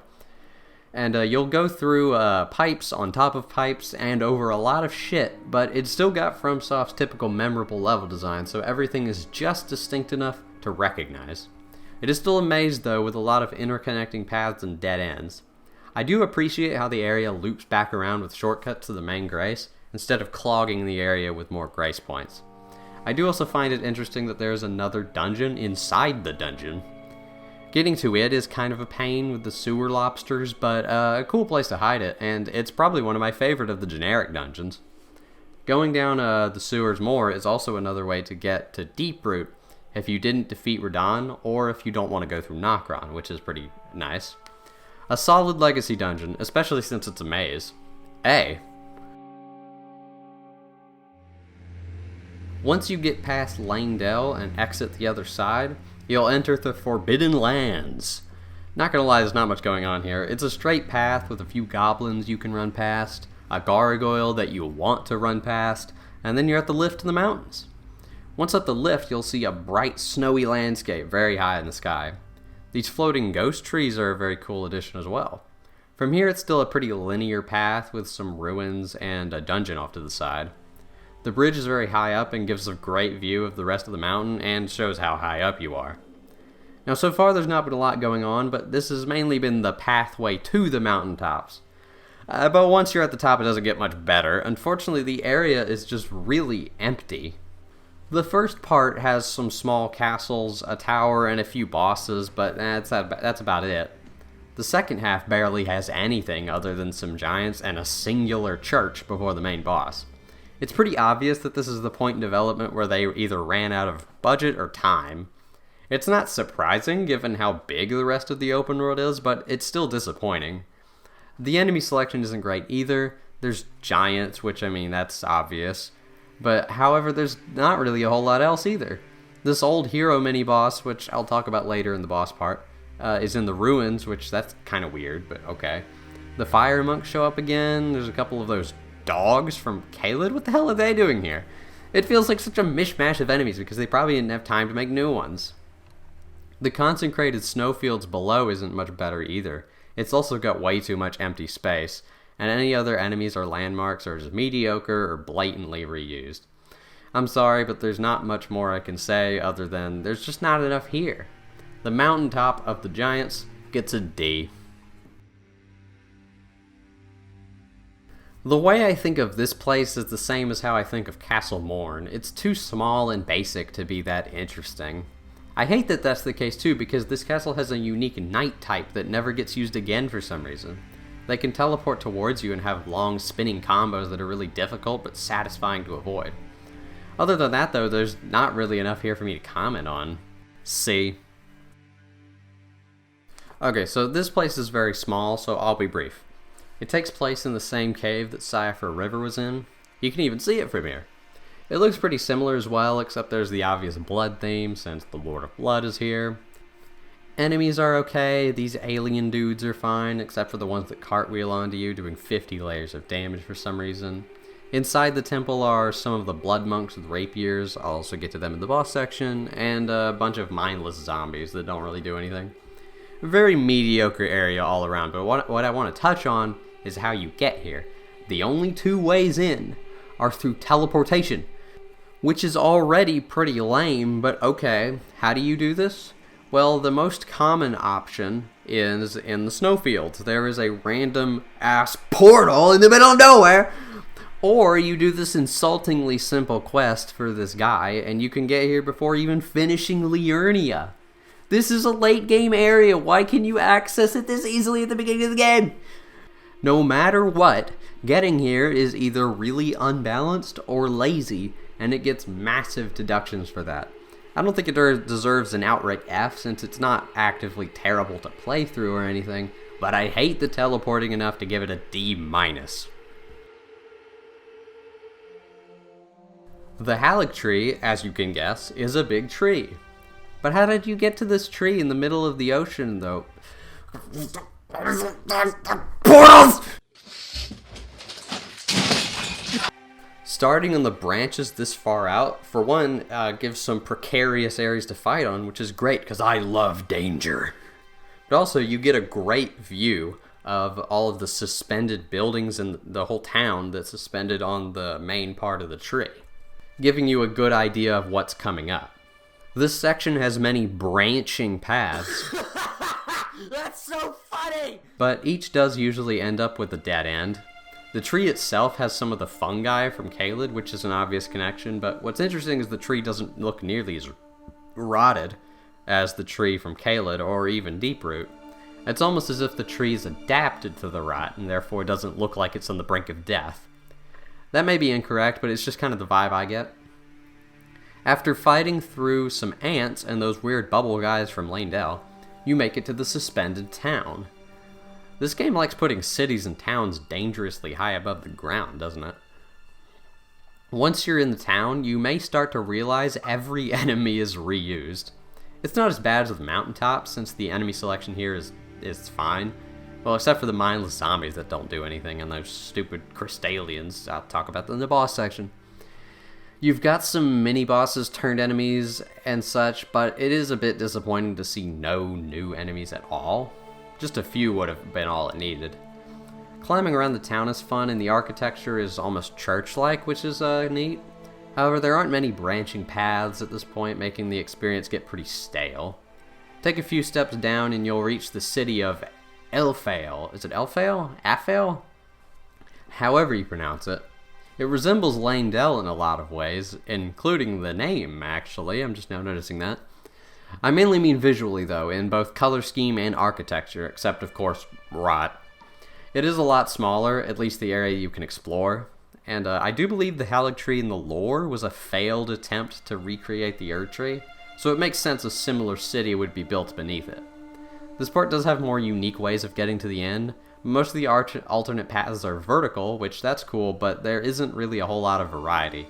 You can go the intended way, the way where you get shot, or the suicidal way. The enemies here are just regular night enemies, which for this point in the game are way too easy. Why are they not the harder variants? The clean rot variants are the only enemies that are good and feel like they fit in. They also aren't reused a whole lot elsewhere, so I can say that they pretty much are the only enemies that feel unique here. In the last section, you have to deal with the stupid rot swamp that slows you down, while also dealing with the stupid bugmen spitting on you. I like this platforming section of the branches of the building, but still not a whole lot of alternate paths.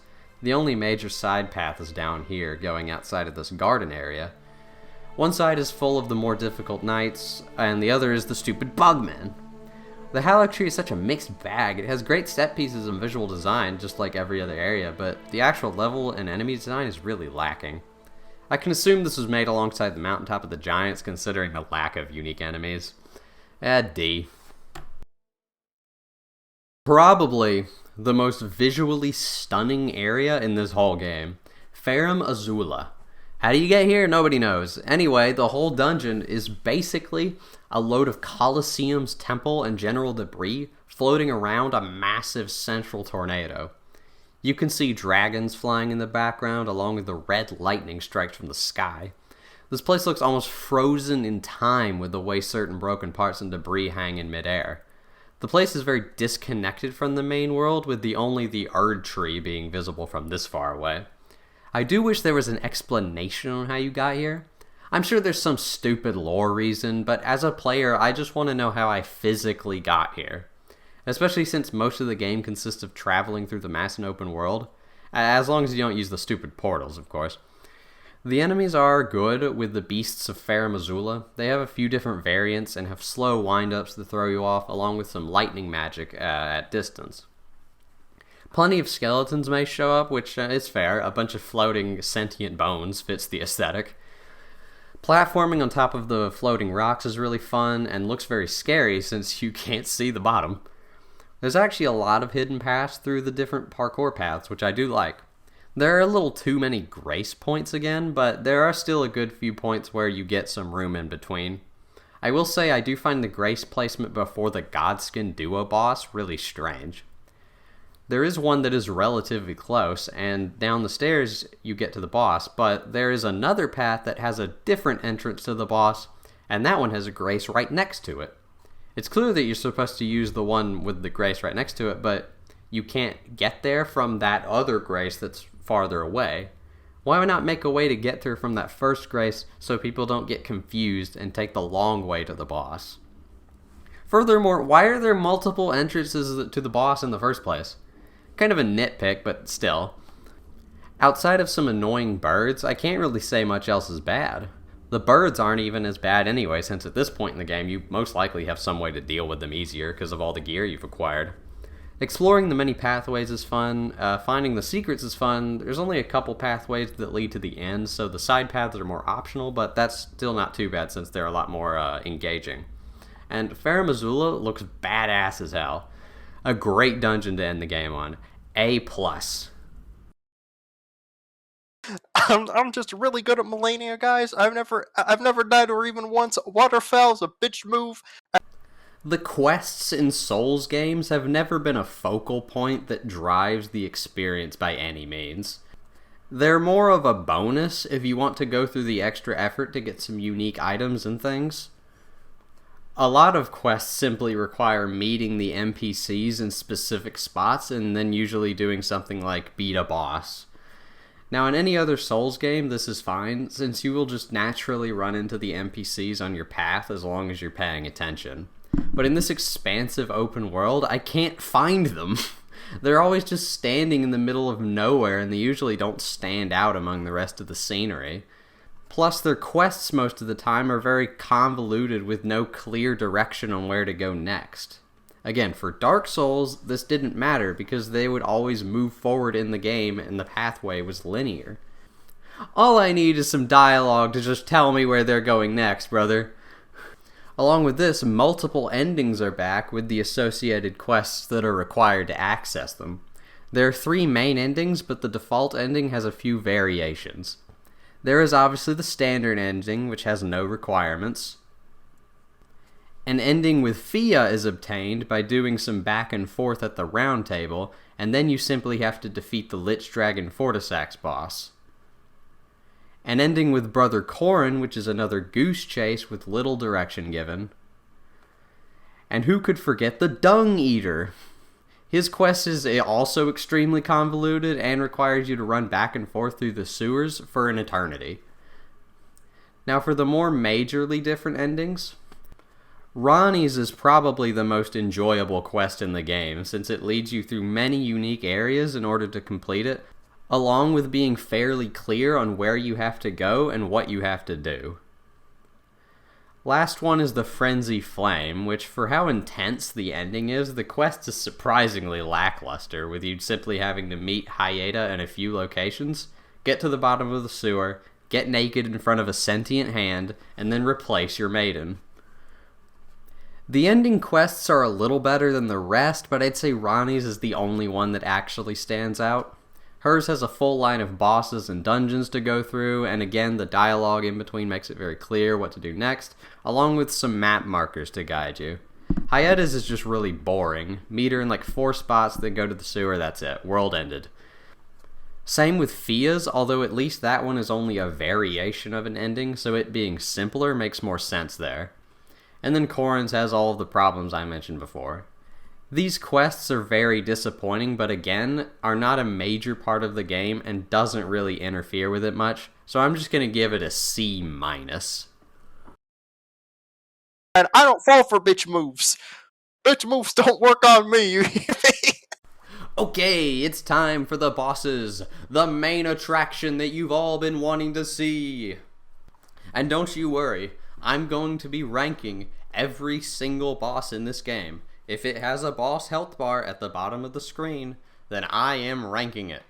But don't worry, I will be grouping any bosses that are identical or nearly identical together. So I'm not going to rank like the Rot Dragon and the regular dragon and the Ice Dragon and whatever. Like, no, I'll just rank all the dragons at once.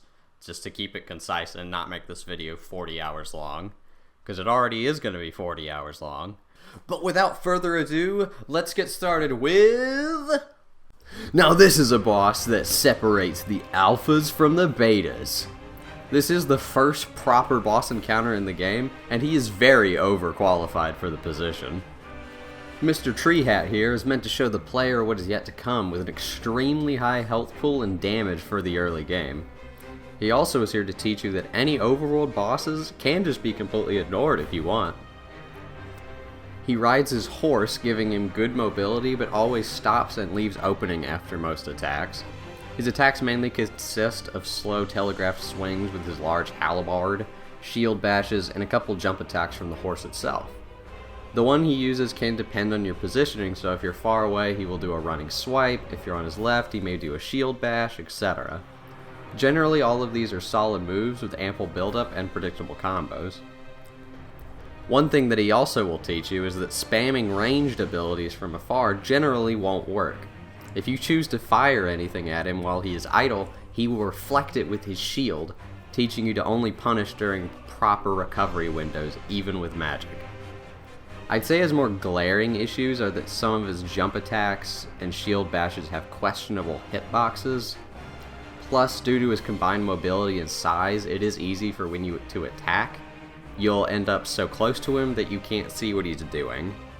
These are just minor problems, but overall, I'd say he's a very simple but challenging early game boss that's well executed. B+.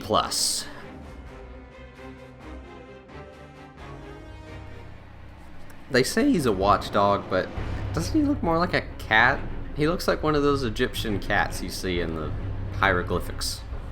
Anyway, he's crushing me. He has a series of aerial stomps that all last a bit too long, and he can sometimes just spam the move one after the other. The actual drop on this attack can also be timed differently depending on which version it is, which I think is annoying. The swings are very sudden and jagged, making timing them without fully memorizing each move pretty much guesswork. The flame spray is way too easy to just spin around him in circles and you'll never get hit.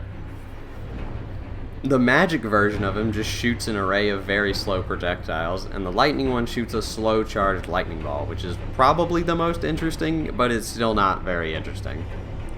It's a pretty mediocre fight, but nothing is unfair or excessively annoying to deal with, so I'm willing to give him a C-.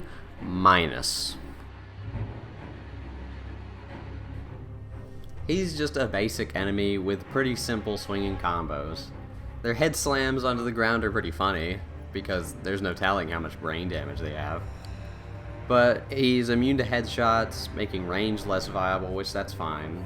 There's nothing wrong with him, but I mean, he's not really a boss, he's an enemy. I don't think he deserves a good rank, but I also don't think he deserves a really bad rank just because he's really basic, so I'm just gonna say he is filler. Enemies like these were clearly added just to pad the game out to have more boss encounters, but I definitely don't think it was the best option. You could just remove these. I don't think anyone would care, but at the same time they don't really hurt the game, so That's why I'm not really ranking them per se, but I still want to mention them, because they are still labeled bosses, and I promised I would talk about every boss. Miyazaki really wanted to prove he could make giant fights hard, didn't he? I wouldn't say he's super enjoyable, it's still just thigh slapping while he desperately tries to stomp you or swipe you. Not a terrible enemy by any means, but not great either.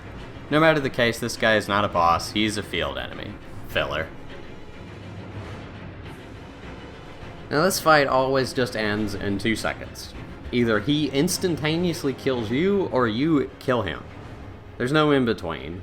There's no fun to be had here since he has no health, and he's absurdly fast. The challenge is not to hit him consistently, it's just to hit him at all. He has a really annoying grab attack, and tends to teleport around like a coward. However, if you have any sort of ranged abilities, he's just a complete joke. I can't think of any redeeming qualities this guy has, so F. This is a very early game boss that is simply one of the main enemies in the end game during Fair Missoula. His ridiculously slow attacks can throw you off, but other than that, he is a pretty basic field enemy with not much health. A very minor roadblock, filler. Same as the scaly Misbegotten, this is just an enemy from Fair Missoula. I would say this one is more interesting for early games since it at least has more extensive combos, but it's still pretty simple and doesn't have much health. Filler. It's another 2 pretty basic enemies, but one is in the back taking a nap. This really feels like a somewhat annoying enemy encounter rather than a boss. The first demi-human will attack you and his annoying little minions get in the way. It's not very hard, just a little irritating with how many little goons are at the start. It's really not even a duo fight because if you just stay at the start of the arena, the second demi-human will never even notice you. So you can just fight them one at a time. Not very interesting. D. Another normal field enemy. The Divine Golems are good for a giant enemy, but that's not saying much. You still have to hug their leg, it's still hard to see what they're doing, the camera's disorientating, just another giant fight. Filler! Okay, so the dragons I'm going to collectively talk about at once, since all of them are nearly identical, and usually the only difference is like one move, and I don't count one move as making a different boss. They have a very basic moveset consisting of slow stomps, swipes, and fire breath attacks. Your method of attacking is similar to Midir in that their head will typically be close to the ground, and that is their weak spot. Unfortunately, their head is not quite as easily accessible as Midir's, because their head moves just a little bit too much, and sometimes is a little bit too high off the ground, so going pure melee can sometimes be annoying. The camera is also pretty bad here, as I've mentioned a little bit before, and if you end up under him but still locked onto the head, the camera will sort of tilt to try and keep both in view, but it kind of just makes you, it gets off kilter, and it's more disorientating than helpful. I do like that his fire breath attacks are more optimally dodged with Torrent, which giving Torrent a use in combat I think is pretty neat, and it feels kind of fun at first to have to run away from the fire like that and then close the gap with Torrent. So him gaining a bunch of distance doesn't feel annoying because you have Torrent to gain the distance back. Now in terms of the alternate versions, they can include the Glintstone dragons, which can swing big magic swords, or the Ice Dragon, which just roars really loud and you can't avoid it and it stun locks you and it's really fun. My favorite one is the one that breathes rot breath that lingers for about 50 decades, and also it's significantly bigger than the other dragons, so its head is even higher off the ground, so you really can't hit it. I appreciate the attempt of making simple Midirs, but they just aren't that fun to fight overall, and fighting them gets repetitive really fast with how much they reuse them. Plus, some versions have moves that are just outright bad. All of the dragons as a collective get a D. Hey, it's Vanguard, I mean Asylum Demon, I mean Stray Demon, I mean Erdtree Avatar. Yeah, his moveset is just the Asylum Demons. The only differences are his butt slams make an explosion of either holy damage, or creates a cloud of smog like he hasn't washed his nether region in years. The only new move is Golden Land, where he smashes his hammer down, it explodes, then a series of delayed beams of light shoot at you. Otherwise, he is extremely simple, and they definitely didn't reuse him that much, I swear. See? It's a flower. It spits poison at you. Alright, next up is,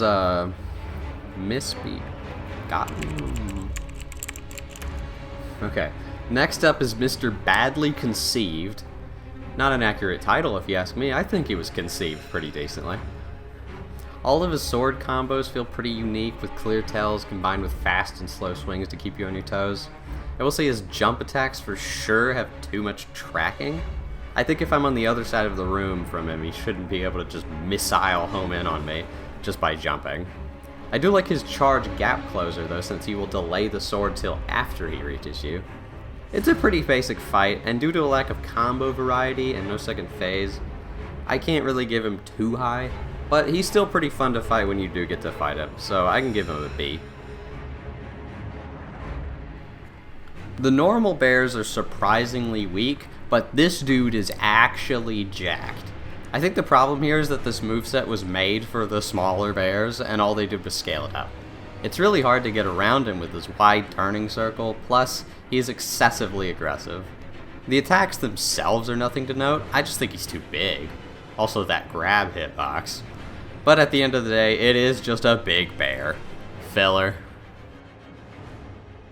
Now the central problem with the Black Knives is their mobility. They can Bloodborne quickstep away from you at any moment. These quicksteps send them flying too, so if they decide they want to be passive, good luck ever hitting them. They have a good set of quick and fluid attacks, all of their jumps, grabs, and spinning sweeps are good. They can also shoot a black flame beam at you, which is fairly easy to dodge, but if you mix it in with other attacks, it can catch you off guard. I think their inconsistent aggression combined with the ability to evade limits them to just a C. This is basically the better version of the Black Knives. Similar mobility and fluid combos, but without the ability to constantly evade everything you do. They do still gain distance every now and then, but it's not nearly as egregious. The ends of his attacks also leave clearer openings. Not a huge variety of moves, but none of them are bad. C+. Foul tarnished, in search of the Elden Ring. Emboldened by the flame of ambition.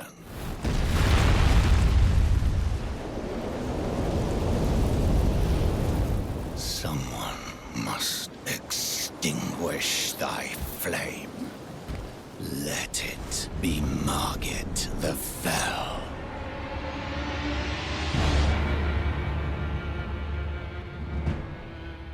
Now, if you thought Tree Sentinel was a difficult early game challenge, this is where the true test is.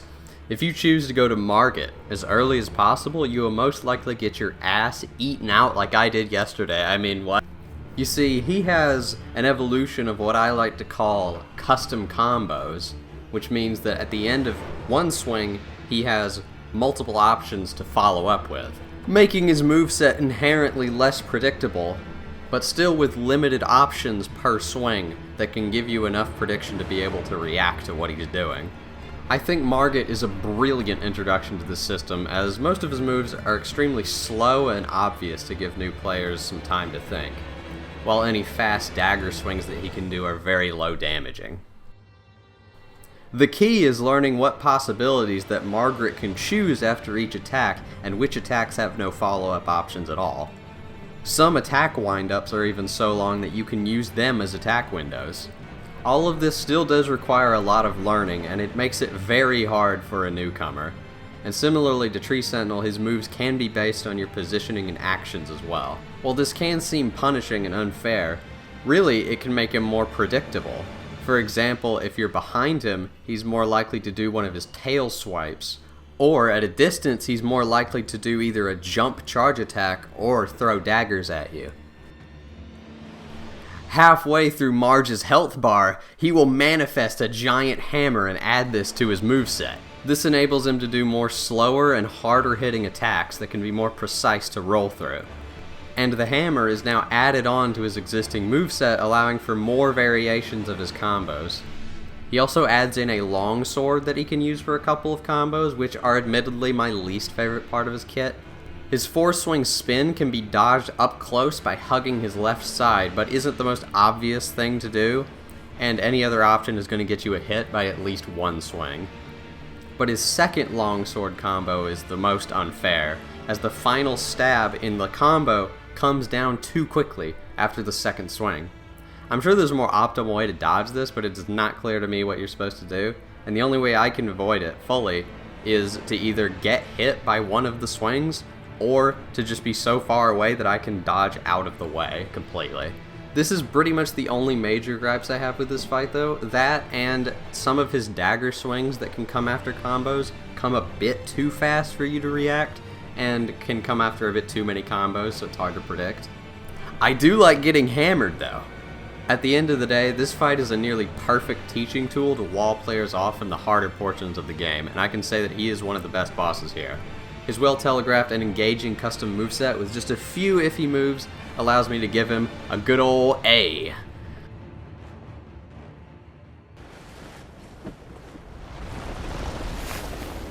A lowly tarnished, playing as a lord. I command thee, kneel! I am the lord of all that is golden.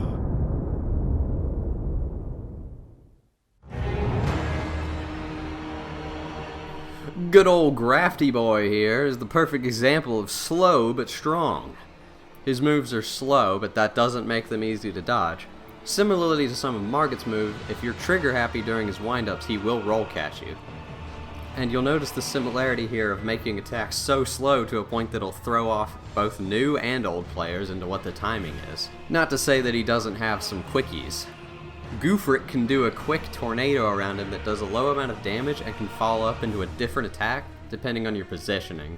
The move is very quick, but the circular spin he does with his arm is more than distinct enough for you to notice in time once you've learned it. The slowest windup he has, of course, is his most devastating, being a long combo of 5 swings, and if you react fast enough you can either play it safe and run away, or get up close and try to roll through for a massive counter window. One unique move he has is the first move most people may discover a jump can be more effective to dodge than a roll. He will slam his axe into the ground, creating shockwaves below you, and a well-timed jump attack will equal massive damage. For the second phase, he will graft the dragon head he's been talking to and use it to breathe fire on you. Can't lie, kinda badass. Unfortunately, I can't really say this makes the fight as cool as that is. Some of his simple combo extensions to his swings are fine. One is a basic grab attack, that's fine. And now he'll do 3 axe slam shockwaves instead of 2 to throw you off. But his fire breath from left to right that he starts out with is pretty pathetic. You just walk through it.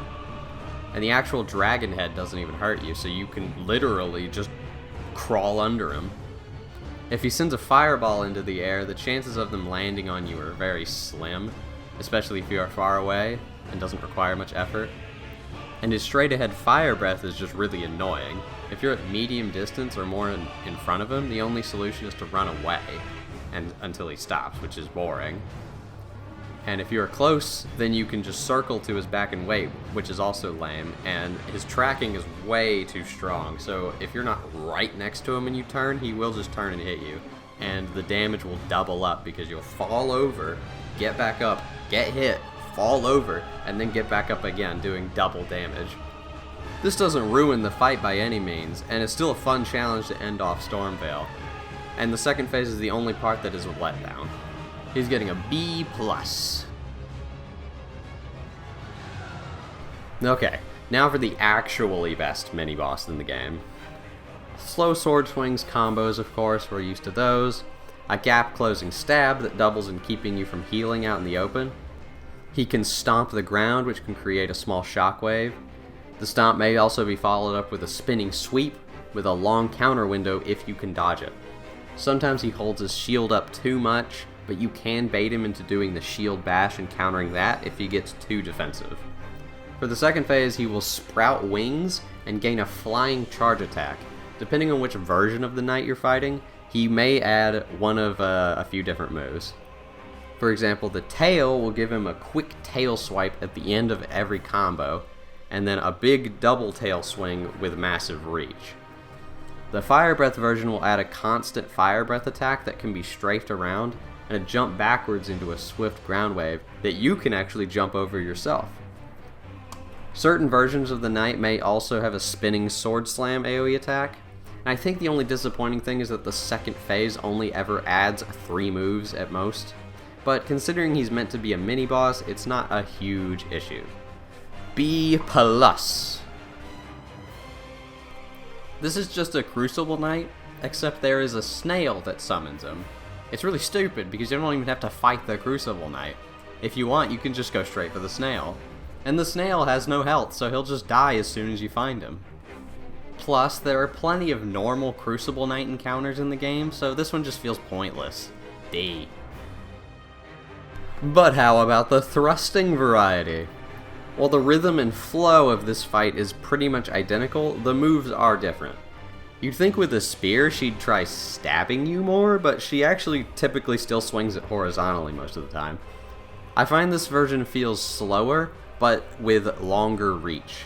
And of course this means when she does do that gap closing stab, it is much more dangerous if you're trying to heal in the open.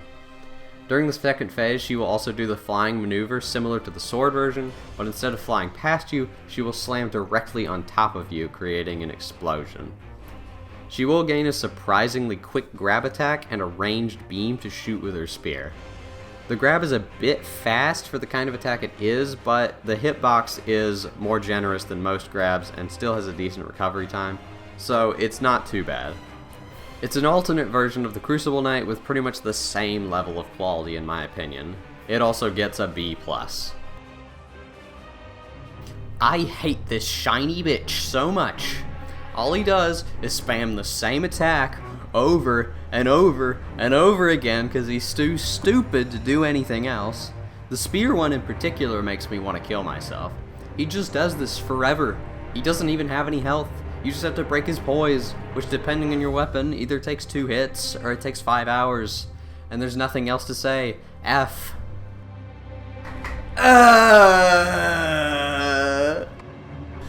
What? I don't know, man. There's just 2 of them. They put into practice the AI, which keeps them separated, so I mean, it's manageable. It's mainly annoying because the room where you fight them is so small, but still, it's filler. Now this is an extremely annoying encounter. This thing has arms all over its body that it flails around. This means its entire body can turn into a hitbox, so being close is not ideal. At the very least, the entire front half of him is a hitbox.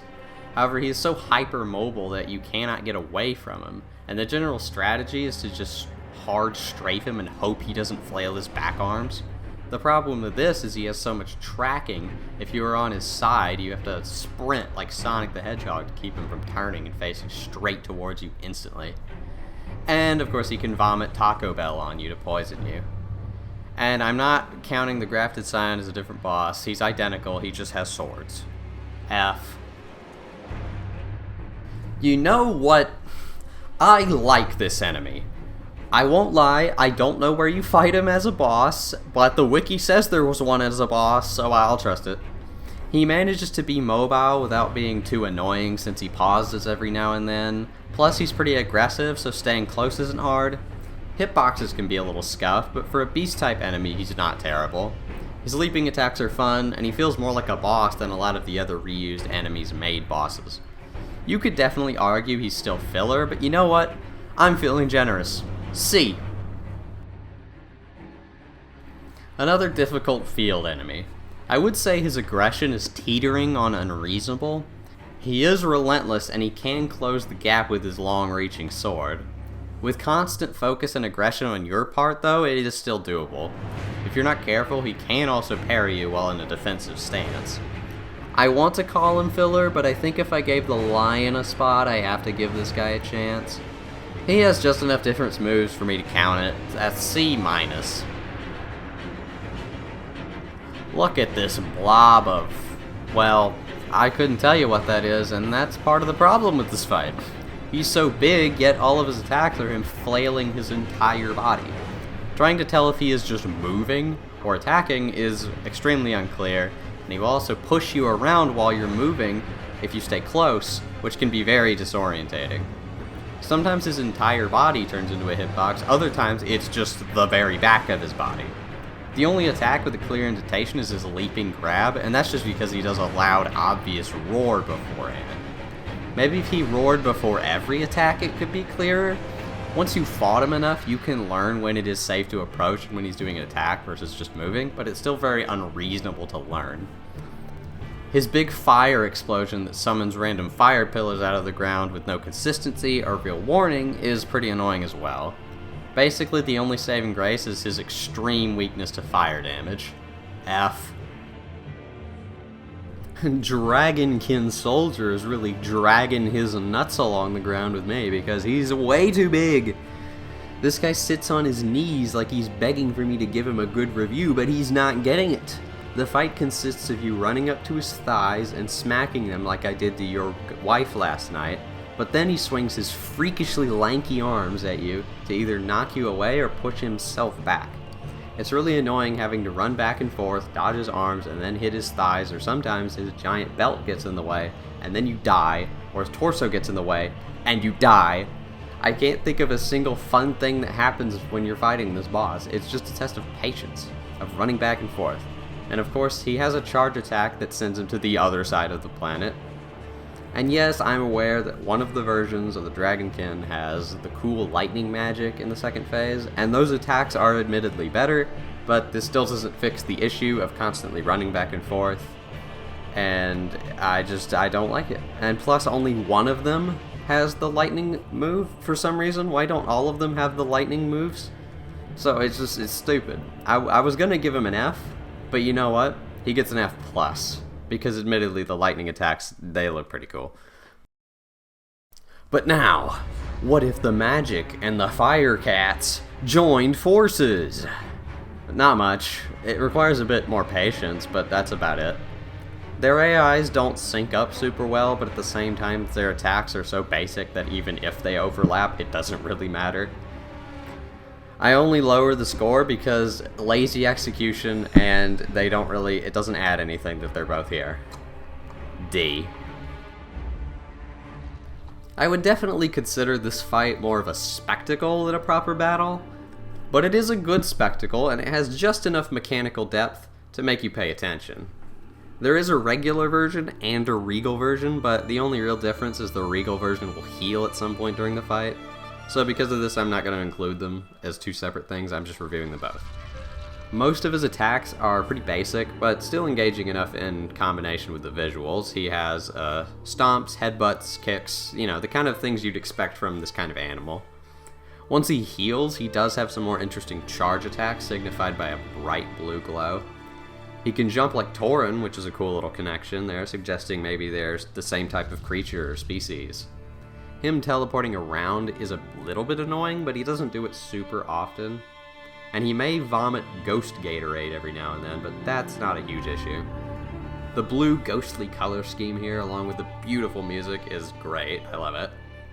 It's a very mediocre fight on its own, but it's brought to new heights with its spectacle and atmosphere. B-. For an ancient hero, he sure has got some schmoves. His sword swings are well telegraphed and fluid, has a good running gap closer along with a backflip for distance if you're wailing on him too bad.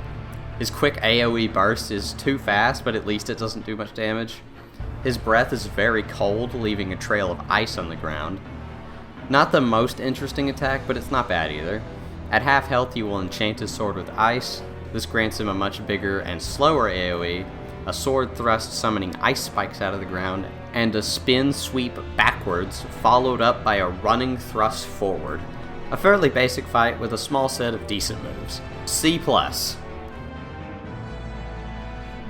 Now don't get me wrong, this is still filler, but if they have to pick an enemy to be a boss early on, this is a much better choice than most of the others. You don't really fight these guys at all until you get to the Haligtree. They have a much more difficult and interesting moveset than something like the Beast of Farum Azula.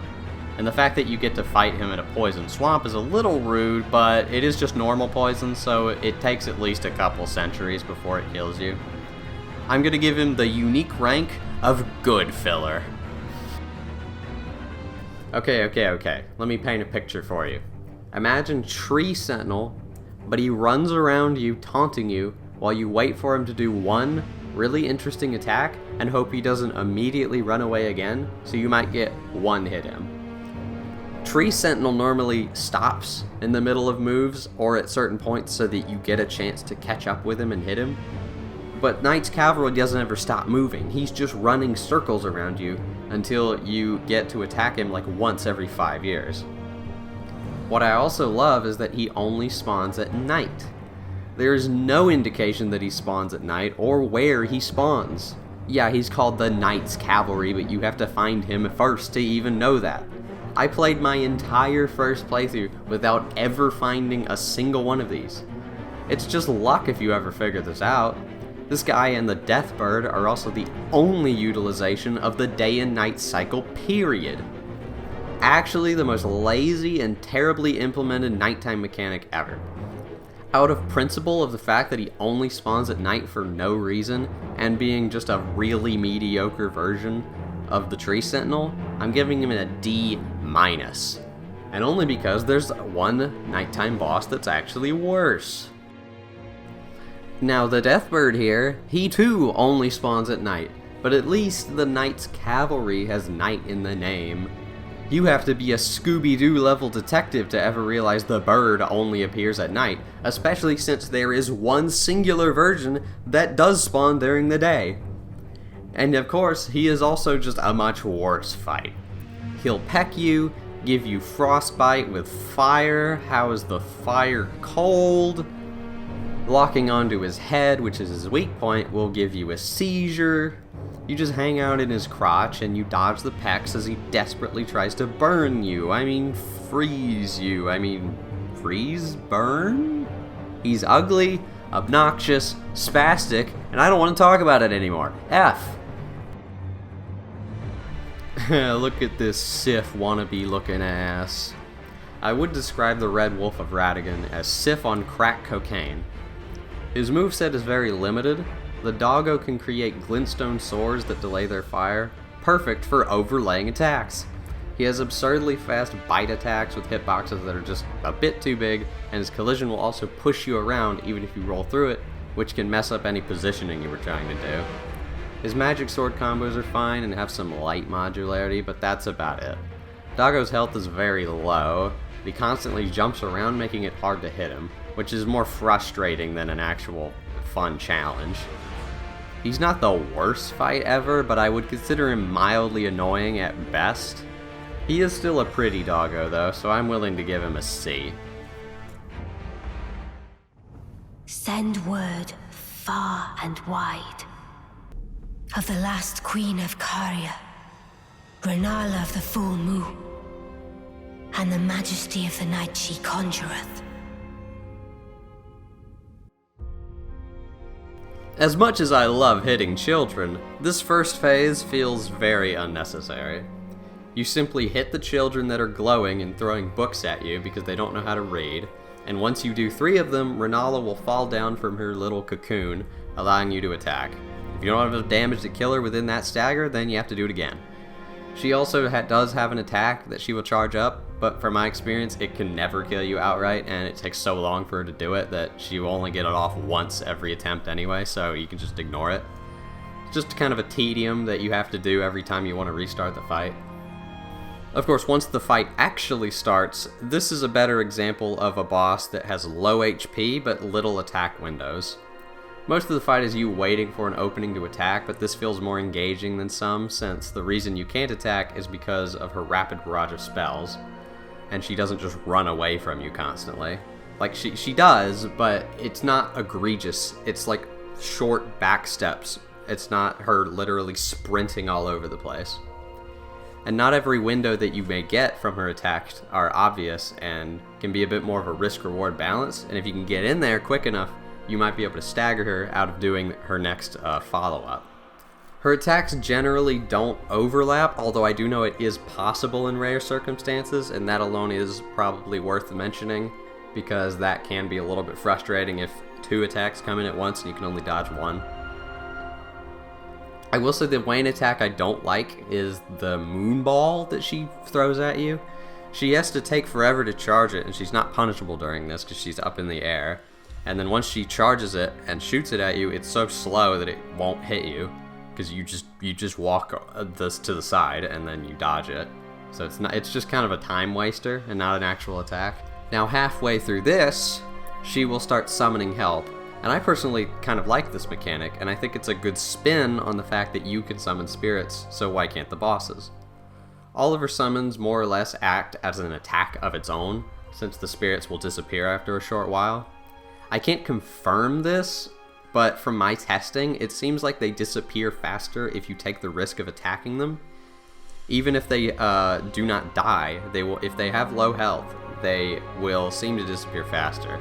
And most of them generally have low health pools anyway, so if you can outright kill them fast enough, you will be rewarded with extra time to attack Renalla herself. She could summon a group of wolves, a dragon, a giant, or a bloodhound knight. The wolves are simple since they just run at you and bite you.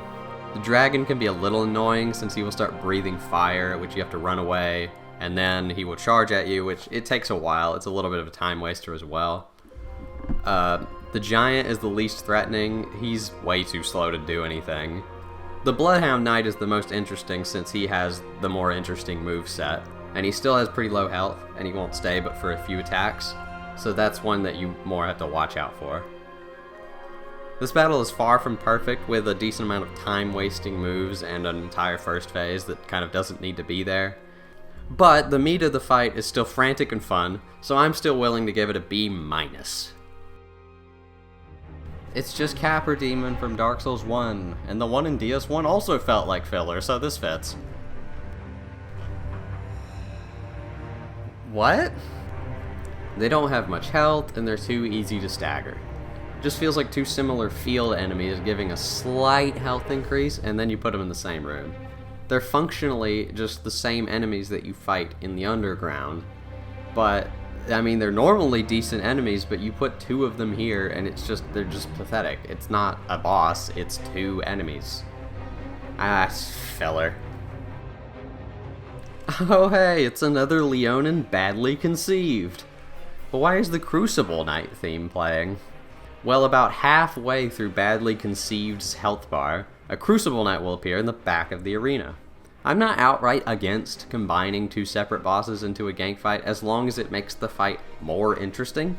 Although either way, it is a little bit lazy, but still. If it's more interesting than the original fights were separately, I'm fine with it. However, this isn't more interesting.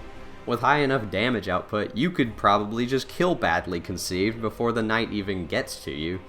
And if he does get to you, you just have to separate them, because Badly Conceived has like 5 different gap closers, and the Crucible Knight doesn't really have any.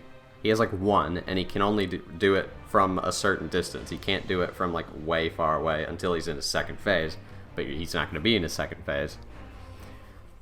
So separating them is just way too easy. So you're basically just fighting a Badly Conceived and then a Crucible Knight, and that's it. You're not fighting them at the same time, and even then, fighting them at the same time doesn't really work because the Misbegotten doesn't really care if you're fighting something or not. He just kind of keeps attacking. So both decent fights on their own, but here they're not used in any unique way, so C-. You know, I'm proud of Badly Conceived. He's been making so many friends lately. Although I don't like any of his friends. They actually just put what would normally be a moderately annoying enemy inside the boss room. I don't think that dealing with the Misbegotten is that hard with him there, but it's just enough of a hazard that you're going to want to kill the Perfumer first, especially since the Perfumer has so little health. But Badly Conceived is very aggressive when in this tiny room, and then Tricia is over here spamming her Swiss St. Laurent Black Opium Eau de Parfum on me like it's that one scene from SpongeBob. The extra enemy added here is just an annoyance rather than an extra challenge to add more nuance and strategy to the fight. D. Before we begin, allow me to paint you the full picture. General Radahn is cursed ever to wander. Eaten from the inside by Malenia's scarlet rot, his wits are long gone.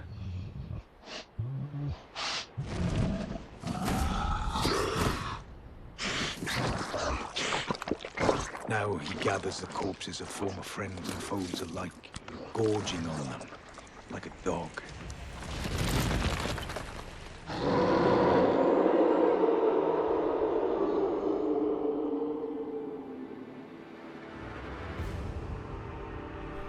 This fight is literally the only fight in the game that I think was designed with the AI companions in mind.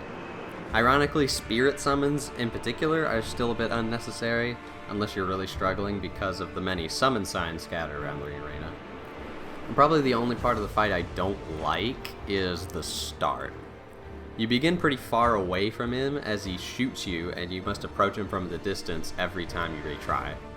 The run-up definitely becomes a rhythm, but it is a bit of a time waster at the beginning of every fight. Of course, the atmosphere here is perfect, and the run-up is great for the first few attempts. I just wish that there maybe was a way to skip it after a lot of attempts. And I know you can glitch him out and go backwards, and then he will come to you, but that's obviously not intended, so I don't count that. Once you do get close, you might see why you should have grabbed those companions on the way. Despite his size, he is surprisingly mobile riding on his tiny-ass horse. His two massive swords pack a punch and require good positioning and timing to dodge. And his animations are very exaggerated, so despite his size, being really close to him still makes it obvious what he's doing. He can delay his swings like a lot of bosses in this game can, but he can still move quickly towards you while winding up, which can throw you off. And what I love is his swings are so wide and broad that no matter who he's targeting, he's probably still going to hit you. So it doesn't really matter if you have a lot of companions, you're still going to need to dodge. Because the companions are there for damage, they're not there to get the aggression off of you, because it just doesn't work like that. You still have to fight him as if you were fighting him normally. In fact, it can be a better strategy to try and get his aggression off of your companions, because his damage is so high, he could potentially just destroy all of them within a matter of seconds if you don't pay attention. And he of course has lots of gravity magic, which can do massive damage if you're not careful. Dodging the gravity pull is ideal, but being pulled in still gives you a second chance to dodge the big strike. So you get a second chance to dodge that attack, which is nice. At some point, Radachad will soar into the sky, and you'll wonder, what's he doing? I thought we were fighting. Oh my god! He hurtles in like a meteor, crushes everyone is dead. The summon signs do reappear for this if you do need them, but in the heat of the moment, you probably won't realize that, and he will kick your ass with his meteor-bending powers. His general moveset stays the same, but certain have different finishers, like the one where he sends a magic tsunami, and he will summon meteors above his head that he will shoot at you during his charge, and if you are not constantly ready for them, you will be crushed. And they are probably some of his highest damaging moves. Or he may just become a giant tornado and drill into your bussy. What's great is that with all this insane movement from him, you never have to worry about space, as this is probably the most gigantic arena in the entire game, which also helps the atmosphere because it makes it feel like you're really in the battlegrounds of a great war. This fight is such a great spectacle, and yet manages to be an exciting and challenging brawl between you, your gang of allies, and a badass who can hold the stars. The Radman stands out among the rest as one of the best fights in the game, and for that, he gets an A+ Mundo. It's pretty simple but okay mini-boss. His running delayed sword swings can be a little tricky to avoid on your first go. He has some basic gravity projectiles, or he may open a portal to send a flurry of meteors towards you. Everything here makes for an okay mini-boss, but his biggest flaw is his low poise. You could blow a feather on him and he'd fall over. I especially find it odd that his big meteor attack doesn't at least have some light hyper armor for him. If you have a big weapon, you will just bully this man. I'm giving him a score reduction purely just for the low poise, and for that he gets a C-. It's a shirtless man with 2 big hammers, but wait, he's brought the pot squad. He is a decent enemy, but I don't know if adding the support army of jar people makes it qualify as a boss. He's also too easily staggered, almost like he's meant to be a stronger field enemy. Filler. Wait, they're called soul jars? Pretty accurate title, I guess. He is just a much bigger version of the rest of these enemies in the same forest, and that is not enough to qualify him as a unique enemy. All he does is vomit death on you anyway. Literally. Filler. The lizard has a sword, and his sword is very slow but hard-hitting, with pretty good telegraphs, although he lacks some variety in his swings. He may shoot lava balls at you, which will leave a pool of lava for you to be wary of, but his best attack is when he runs around at a very slow pace, turning his entire body into a hitbox. And when he reaches a wall, he will just run back and forth for as long as he wants. You can't punish this, you just have to wait for it to end. He also vomits excessive amounts of lava, so by the time he's done there may not be anywhere left to stand. Halfway through he will stand up on 2 legs and start putting his full body weight into his swings. What's good about this is the head was the only weak spot, and now you can't reach it. Plus, hanging out in his crotch makes it impossible to see what he's doing. This is especially bad if he chooses to do his giant slam, which is a massive AoE that requires very precise timing if you can't get out of range, but I can't see what he's doing, so it's a very annoying encounter that is reused way too much. F.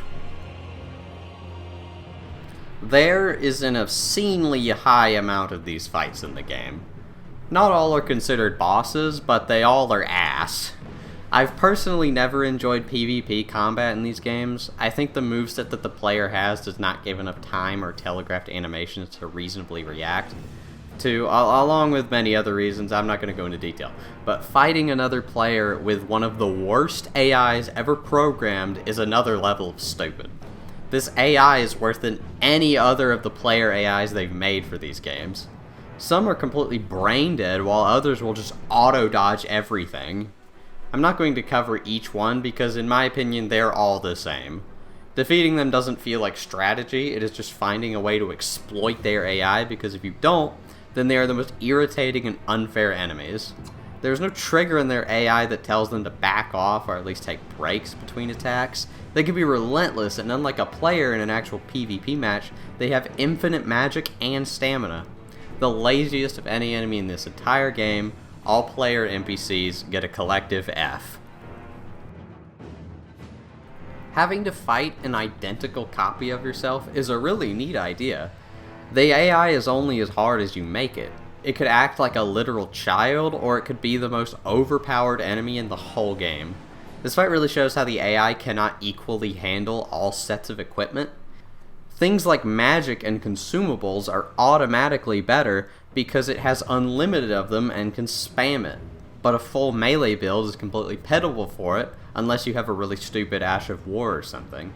Or giving them too many options in magic, consumables, and weapons can make them indecisive on what to use, so they just pick randomly even if it is completely useless in that situation. You can even cheese the entire fight by getting naked right before going in, and the Mimic will also have nothing. How did they not think of someone doing this? I think a boss like this only really works in a game where you have a concrete character that can't be majorly changed, like Sekiro or like Link from The Legend of Zelda, like that.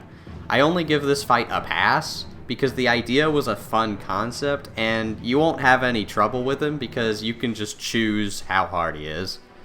D. Okay, I'll admit, there is technically not any version of this enemy that is considered a boss to the game, but there are bosses that either use this enemy in a different version or as a duo, so I want to talk about him on his own first. But I think there is something inherently annoying in this game when an enemy this giant is extremely mobile. And obviously that isn't a bad thing outright because Radahn exists. But every move the gargoyle does sends it flying in one direction or another. Staying close to it is pretty much impossible for any extended period of time. His size also makes him hard to hit on his crotch since he's so tall, which means your swings may go in between his legs with short-range weapons. His extreme leaps during combos also make figuring out where to dodge a pain since you can end up dodging in the direction he is going to be, and so you'll get clipped by the end of his swings. I have also mentioned the camera being very jittery when locked on big enemies, and having the gargoyle move this fast does not make this any better. I don't like this fight, but because his use in the actual bosses is undoubtedly worse, I'm going to still give him a generous D+.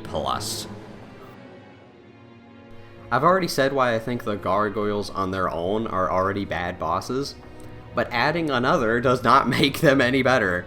First off, the mobility and size makes it impossible to see both of them at the same time. You just have to pray that the other doesn't do a flying charge that goes across the entire arena and hits you off screen. Their aggression does alternate, like other ganks fight, but that doesn't mean anything if you can't see what they're doing. They also have this poison breath move, which they can just do whenever, even if they're not being aggressive. And the poison cloud doesn't just poison you, it also does DOT on top of the already existing poison status. So it's actually so overkill. And this may remind some people of the Demon Princes from Dark Souls 3, but see, when they spit poison out, a trail of where it is will appear before it actually gets to you, and even then, it does not linger as long, so you're only going to get hit by like one blast of it. Furthermore, in that fight, you didn't have to keep both on screen at once, because it was really obvious which one was in aggressive mode, and which one was in passive mode. In short, this fight is the Demon Princes if you remove all of the aspects that made them good. F-. The Falling Star Beast. I want him to fall on my head and crush it because I don't want to live anymore after fighting him. His hitboxes are off the level charts, scuffed and way too big. He has a charge attack that lasts about 16 years, and it can't be dodged if his tracking decides to hit you dead on because he's just too big. His jump attack is practically frame perfect to dodge. He has an AoE that requires perfect timing to dodge, but has no indication of when to dodge unless you've seen it before. He tends to not let you attack him more than once before doing some sort of move that either basically turns his whole body into a hitbox or just one that makes him run away. Are you noticing a pattern yet? This boss doesn't have a single attack that is fun or reasonable to dodge. F. Another simple but effective mini-boss. I like that each swing of his combo gets slightly faster with each swing, to trick you, because you'll think it's coming slower than it actually is. His shield bash has a bomb on it, so look out for that. I do really like that he refuses to use the shield for anything other than attacking. The gimmick of him being able to control his sword remotely also means you have to keep on your toes at any distance, so you're actually punished for being farther away, because his levitating sword is a lot harder to follow than when he just swings it. And of course, he can grab you with his big meaty hands, and the hitbox is very reasonable, don't worry about it. Everything here is very simple, but it has just enough variety and tricks involved to make it engaging, and there's nothing outright bad with him at all. So I can give him a B. This is kind of a weird boss fight. It's especially weird since a very similar encounter happens in the South Peninsula of Limgrave, but the game doesn't consider that a boss. That encounter even gives you a reward for killing the demi-human, so I don't know. There's nothing really wrong with the encounter. There are 3 sorcerers that you have to fight before facing the demi-human. The demi-human has a couple of spells and a couple of melees, and that's about it. And nothing is wrong with this encounter, but why is it labeled as a boss? As a boss, I would consider it very underwhelming, but as a field obstacle, it's fine, so I don't know how to rate it, and so I'm not going to. Not applicable. The 2 Crucible Knights have now teamed up. And you know what? These 2 are surprisingly manageable. You'd think this would be another lazy gank fight, but I beg to differ. These 2 synergy levels are off the charts good. The 2 knights will alternate aggression, so neither usually attack at the same time, and due to a good-sized arena and their generally slow speed, proper positioning can easily keep them both in view and on screen as long as you do it well enough. Each of their gap closers only have moderate distance and are slow, so it's easy to tell when they alternate aggression as long as you're keeping them in view, like I said. The Crucible Knights were already pretty decent fights, but unlike most gank fights, this combo I think adds in new layers of strategy and makes you multitask on each foe without it being overwhelming, and it feels plenty fair and reasonable. These 2 bosses' quality actually combines together, and I would say this is more fun than they are on their own. And I can give this fight, and the only gank fight that gets this score, an A. The natural born of the void is here, and what is his name? Astel. Astel has to be one of the most underwhelming names for a void-born anal bead skull monster I've ever heard. Almost as underwhelming as his fight. One thing I really don't like is moves that cannot at least be dodged the first time you see them. It should be difficult to dodge an attack the first time you see it, because you don't know what's coming, but when it's impossible, I think that's just unfair. And of course, the artificial born has a couple of these. For one, he has a massive beam that he will shoot at you, which has an audio cue, but an audio cue is not discernible the first time you see it, so you're going to get hit by this at the beginning of every first attempt. Once you're close, he can do an AoE gravity wave around you, which again, can't be timed without just memorizing it, or just sheer luck. It has even less auditory or visual tell too, so even after seeing it, you'll probably still get hit by it a couple times. And on the other end of the spectrum, so many of his attacks are really pathetic and require next to no effort to dodge. This one wave move, I don't even know how to get hit by this one. It just straight up misses every time. And then of course, one of my favorite things that these bosses tend to do is he will just teleport to the other side of the arena, so you have to run for an hour to get back to him. His pinch attacks are the only ones that make any sense, and even then, they're too fast. They're too sudden. These circular AoEs are okay, but without a very preemptive dodge can be unavoidable because they fire in succession a little bit too fast. Plus, what I love is every time he teleports, he has a small chance of coming from the sky to do a grab attack with a hitbox the size of God. It's not that hard to dodge once you know it's coming, but the problem is you have to be stressed about it every time he teleports, because there's no unique tell depending on if he teleports to grab or if he's just trying to gain distance. And you can also never tell which direction he'll come from, so you spin around like a dumbass, either seeing he teleported away, or if you're unlucky, he'll just grab you from behind and kill you anyway because you didn't get to see it. And lastly, he can rain a bunch of meteors on you. I don't know how you're supposed to dodge this other than just run and pray. There's no visible pattern to where the rocks go. And before you say anything, yes, I know there is a second version of him you can fight that has a different grab attack. First off, having one different attack doesn't make a different fight. And two, the grab attack may look scary, but it is functionally identical to the other one, because all of the other Astels that show up, they're just for show. They don't do anything. Only one of them goes for you. And I'm sure he has some interesting lore that I don't care about. He has a unique design. Other than that, he has basically zero redeeming qualities mechanically as a boss.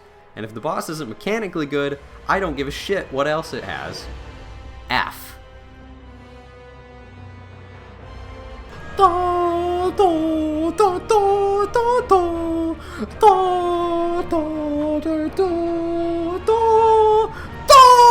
His twin blade makes for a very wide assortment of flashy moves. He'll spin his blade around quite a bit and do some acrobatics, with a good mix of slow and fast attacks. All of his combos flow together very well, and he has a pretty consistent rhythm. I would say he's sometimes too fast, leaving very little openings for slower attacks, as he'll either jump away or just do another attack. This doesn't invalidate slow weapons, but can make them more tedious if you get bad RNG. His jumping away is also not super often or egregiously far, so the pace of the fight isn't terrible because of this. The move where he rapidly spins his blade in front of him can be annoying if you don't back off, because getting it caught in it does like layers of damage and you kind of can't escape it at that point. Staying close for this move also isn't viable because it has way too much tracking. He will throw a black fireball at range, which is very easy to dodge, but he will attempt to throw it at you the instant you try to heal. Having a heal punish is not a bad thing inherently. Practically all these bosses have it, but I think the speed at which he will initiate the fireball as soon as you press the button, it feels unfair, even if it isn't. In the second half, he decides to make himself stretchy. He can now elongate his body to perform new attacks. The spinning blade is now better because he will stretch towards you and you can roll into the blade and then attack his main body. He also may stretch, slam, and then spin his whole noodle body to hit you. The triple flame spin is definitely too easy to dodge since all of them will miss if you just stay close to him. And lastly, the Black Flame Tornado move simply requires you to run away, which is pretty easy and pretty boring. Not a terrible fight by any means, but with an underwhelming second phase and a few annoying moves, the most I can give him is a B-. Oh god, he's fat now! The Noble now will use a Rapier against you. His attacks are less elegant than the Apostle, but still carries a similar rhythm. Wind-ups for some attacks are a little misleading. Sometimes the wind-up will look like an attack, even though it has no hitbox. But then other swipes that look very similar will count as an attack. So learning which is which isn't quite as clear as it should be. The black flame circle he creates around him isn't hard to dodge and just waste your time, because it's one of those moves where they'll just stand in the fire, and then you can't attack them until they move out of the way. I do like his charged thrusts. They can catch you at a distance and require more precise timing to see exactly when he lets his arm loose during the charge. And of course, he does still do the annoying black fireball that reads your healing inputs. Now, second phase, he becomes even more fat, and he will do one of the most questionable attacks in the entire game. He becomes a wheel of destruction that will flatten you no matter what it takes. This thing can turn on a dime and lasts, no joke, 11 seconds long. The only way to dodge this is to either already be on his side and spin with him so he can't turn enough to catch you, or you have to run into a pillar to block him.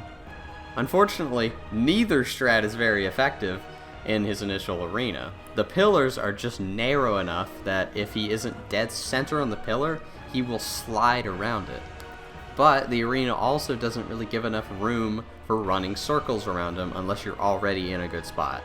So no matter how you slice it, this attack is at least semi-luck dependent.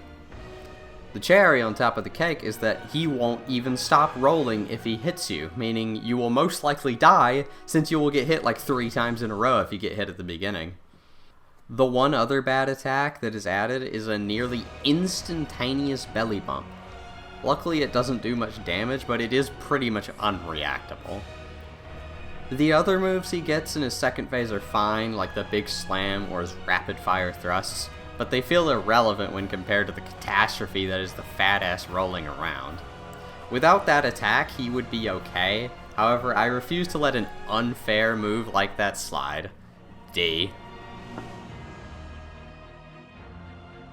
No, this isn't the one you're thinking of. This fight is simply the Apostle and then the Noble in a row. You don't have to fight them at the same time. One will spawn after the other dies. Honestly, a better way to reuse a set of bosses, in my opinion. It adds an extra challenge without changing anything mechanically about fighting them. The snail is also unkillable until the 2 bosses are dead, unlike the other one. If the Crucible Knight version of the snail summoned the sword and spear ones instead of just hanging out ready to be killed while only summoning one, I might have liked that fight. But it does heavily rely on the quality of the 2 bosses in question. I've already reviewed these 2, so I can just simply average out their scores. See? I honestly don't think you could have picked a worse enemy to double up on. For starters, the AI that is typically there to be responsible for the enemy's alternating aggression so they don't overlap attacks too much, straight up just doesn't exist for these 2. Second problem is that both of these guys have horses. It is impossible to keep them both in view if they constantly are riding circles around you. And they're also inherently aggressive, so separating them isn't possible because they're both coming at you at the same time. They don't have any sort of idle stance or passive state where they just run around you. They may run away for a second, but they'll always rush back in. This obviously is fine when you're fighting one of them, but here it makes it very clear that they just copy and pasted 2 tree sentinels and then called it a day. The only way to reasonably beat this boss is to get behind them and exploit their passive AI so one walks ahead of the other one, and so you can fight them one at a time. However, due to the way they're positioned, it feels like you're not meant to be able to fight them one at a time. And this is undoubtedly the most lazy and unfair gank fight in this whole game. F-. Heh, virgin.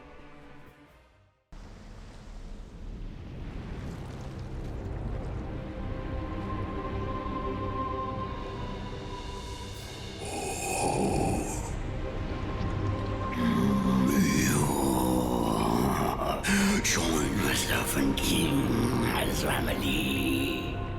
Together we will devour the very god.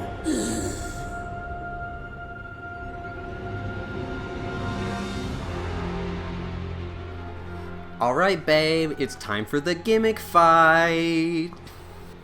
But hey, this one seems promising.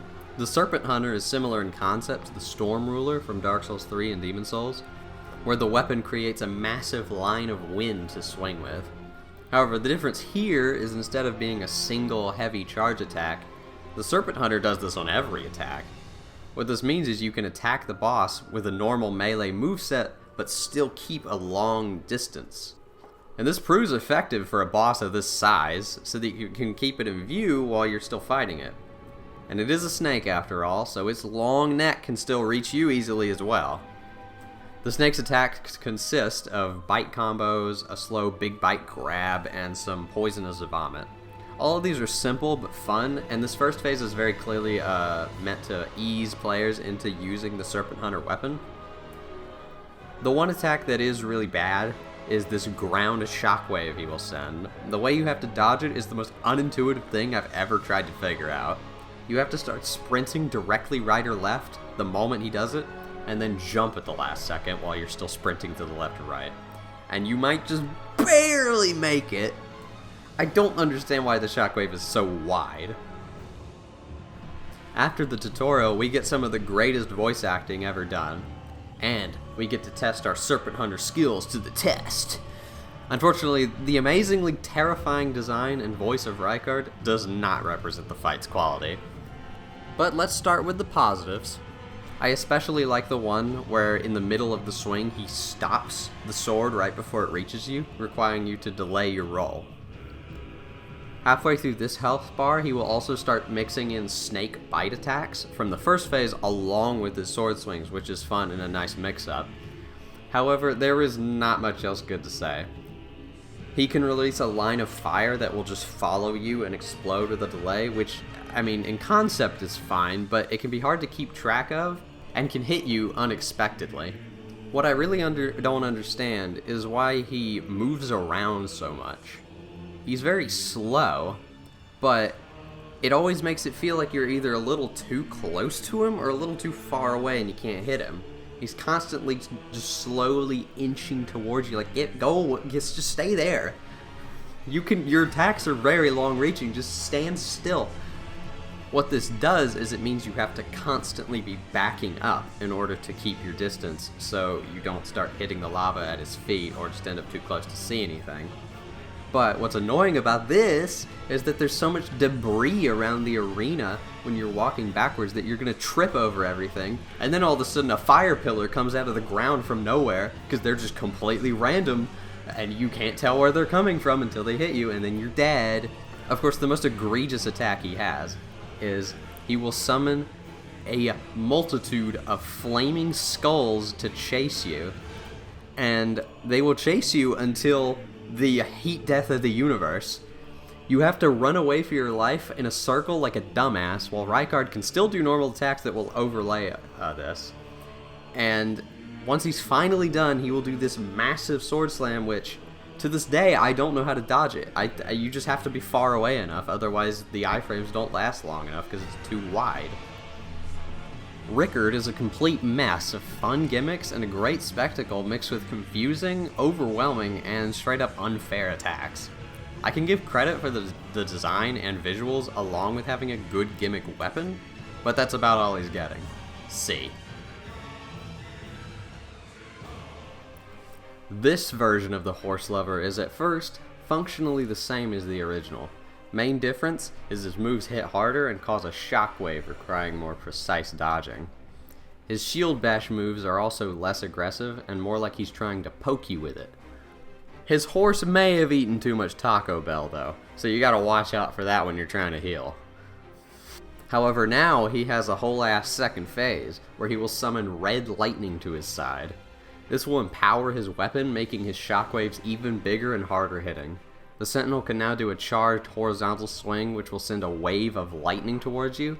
He can also summon a lightning strike directly on top of you, which requires a precise roll.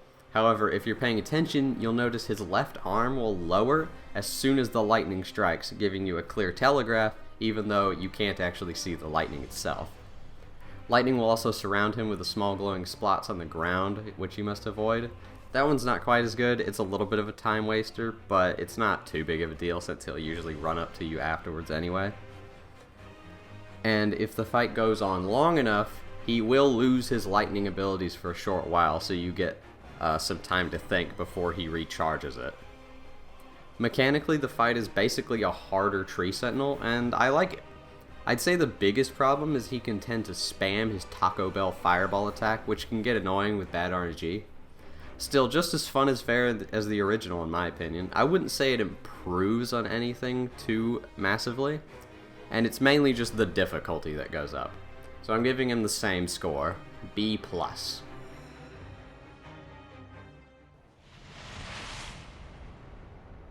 Pillagers, emboldened by the flame of ambition.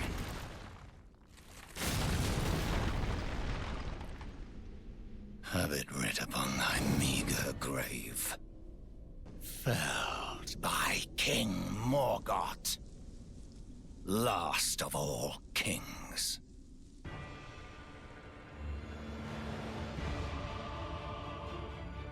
The tastefully naked man is back once again. And he isn't an illusion anymore. He changed 2 letters in his name and got out the LGBTQQIP2SAA sword, so now he means business. Similarly to what I thought of Draconic Tree Sentinel, this is an example of much better reuse of assets. Morgott may have the same elements of Margit's moveset, but he also has a whole variety of new moves as well. Along with that, the pace of the fight has been upped dramatically. This isn't a tutorial boss anymore, this is the midpoint. Aggression and speed are up, but the core mechanics of the fight are still the same. He has a series of custom combos which he can chain in specific variations. The new array of moves makes learning these new patterns even more tricky but rewarding, since a lot more combo options are available. With this bigger arena, he is also a lot more mobile, doing cartwheels, leaping attacks, backflips, and running charges. He can close the gap between you as well, either with a quick swing into a hammer slam, or through his new magic spear.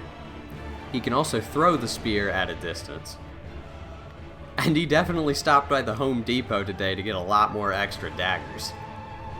All of this makes the fight feel completely different from Margit while still retaining his same fighting style to give you an edge knowing what he might do.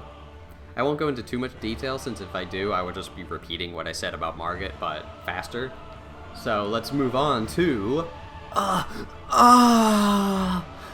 After he explodes something all over the place, his sword will now be enchanted, doing more damage. Just like Margit, his core moveset stays the same but with new set of additions. His gap closing swing into a hammer move is changed to a 4-swing spinning combo. Still not too hard to dodge, but a good addition to throw you off. If he does this dagger stance, it can be dodged to the left if precise, but for some reason he keeps on attacking even though at that point it completely misses you and doesn't really have a lot of tracking. So he kind of just looks like a retard flailing about while you're just kind of over here waiting for him to stop. He may even enchant his sword again, adding bleed damage, either charging at you with a grab stab or an evolution of the slow charge spin. This move is a little disappointing. Margit's version of this move was obviously slow, and that matched the rest of his fight. And Morgott borrowed this move, and he also did make it faster. The long distance version is very fast and can throw you off because the charge comes at the same speed, but the swing is 10 times faster. What I don't understand is the close range version is unchanged from the original fight. So it's super easy to dodge. Like, you can just strafe it, which again, for the first fight was fine, that fit. But here, it just feels so underwhelming considering how much faster and more mobile everything else is. The actual bleed damage itself also feels pointless because it'll only ever hit you twice at one time, and even then, that doesn't seem to really do enough to actually do a bleed proc. So I don't really know why that's there. I'm guessing it might be lore reasons, since Mohg is, the bleed boy, and they are brothers, but other than that I can't really think of a reason as to why it does bleed. While an improvement in challenge and speed from Margit, he falls somewhat short due to a somewhat underwhelming second phase, and he has way too low of a health pool. I've already discussed that Leyndell is made way too easy for the point in the game that it's at, and unfortunately Morgott is not an exception to this, as with fully upgraded gear, most players will probably steamroll him without ever needing to learn his moves. But if you do learn his moves, he is very frantic, fast, and fun, and I can still give him an A for it. It may seem like a gank fight at first, but it's just two enemies from the sewer who attack you one at a time. The second guy just stands back and watches. I don't know if he's just shy, or maybe he wants a fair fight. The black void you fight them in is also really disorientating. Filler. The ancient dragons are arguably the cooler brother to the regular dragons. They have a much more interesting moveset. Their swipes and bites are quicker and farther reaching. They have red lightning powers, which they can use to swing giant glaives at you. Some of their swipes will also be lightning infused. Attacks that are similar to the original dragons, like the Flying Stomp, actually require a little bit of extra effort to dodge, and the Fire Breath is much more forgiving since he only breathes right below him rather than all around him. Everything has improved except for one thing, his head. The head of the regular dragons already moved around a little too much, but the ancient dragon's head is both higher off the ground, and his much longer neck causes his head to fluctuate in height constantly. It's not impossible to hit his head or anything, it's just that the window of time that you can reach is too small and fluctuates too wildly. If you're all melee, it is likely you will either go for his arms or his legs, because even if you do half the damage, you get twice the hits. Obviously, running back and forth between his legs and back to see what he's doing is not optimal. If you have ranged abilities, this problem is mitigated, but it doesn't solve the core issue. For me, the improved moveset is still enough for me to say they're more fun than the normal dragons, but this issue is enough for me to bring it down a rank lower, so I give them a C.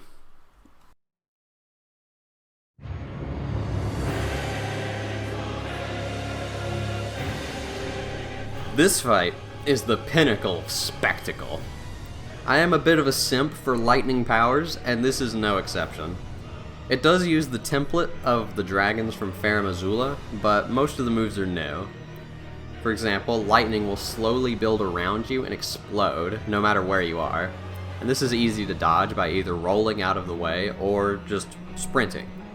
But what I like is that this requires a little bit of extra attention and it keeps you moving to make sure you're not just standing under his legs. He can summon Death Lightning at random spot, which first of all, Death Lightning, badass, but these are always signified by sparks on the ground so you can see where they're coming, and generally they won't kill you as long as you don't stay in the cloud too long. All of his attacks are pretty well telegraphed and yet still require some attention to time. Melee does require hitting at his feet, and as his head is a bit too hard to hit, same as the other Farum Azula dragons. But I think that the long and flashy attack windups make this less annoying, since it's easier to tell what he's doing. Like his signature lightning spear thrust into the ground, which creates a shockwave of lightning in all directions. Or he may fly into the sky and fly down, swinging and spinning a giant lightning glaive. The visuals and music here are excellent. The sky is filled with some warped abyss, and the red lightning effects are top-notch. I obviously can't give the boss too much praise. He is still a reskinned ancient dragon, and they have problems that I've already stated in this video. But the spectacle makes up for some of the shortcomings, so I will give Fortissax the respectable B+.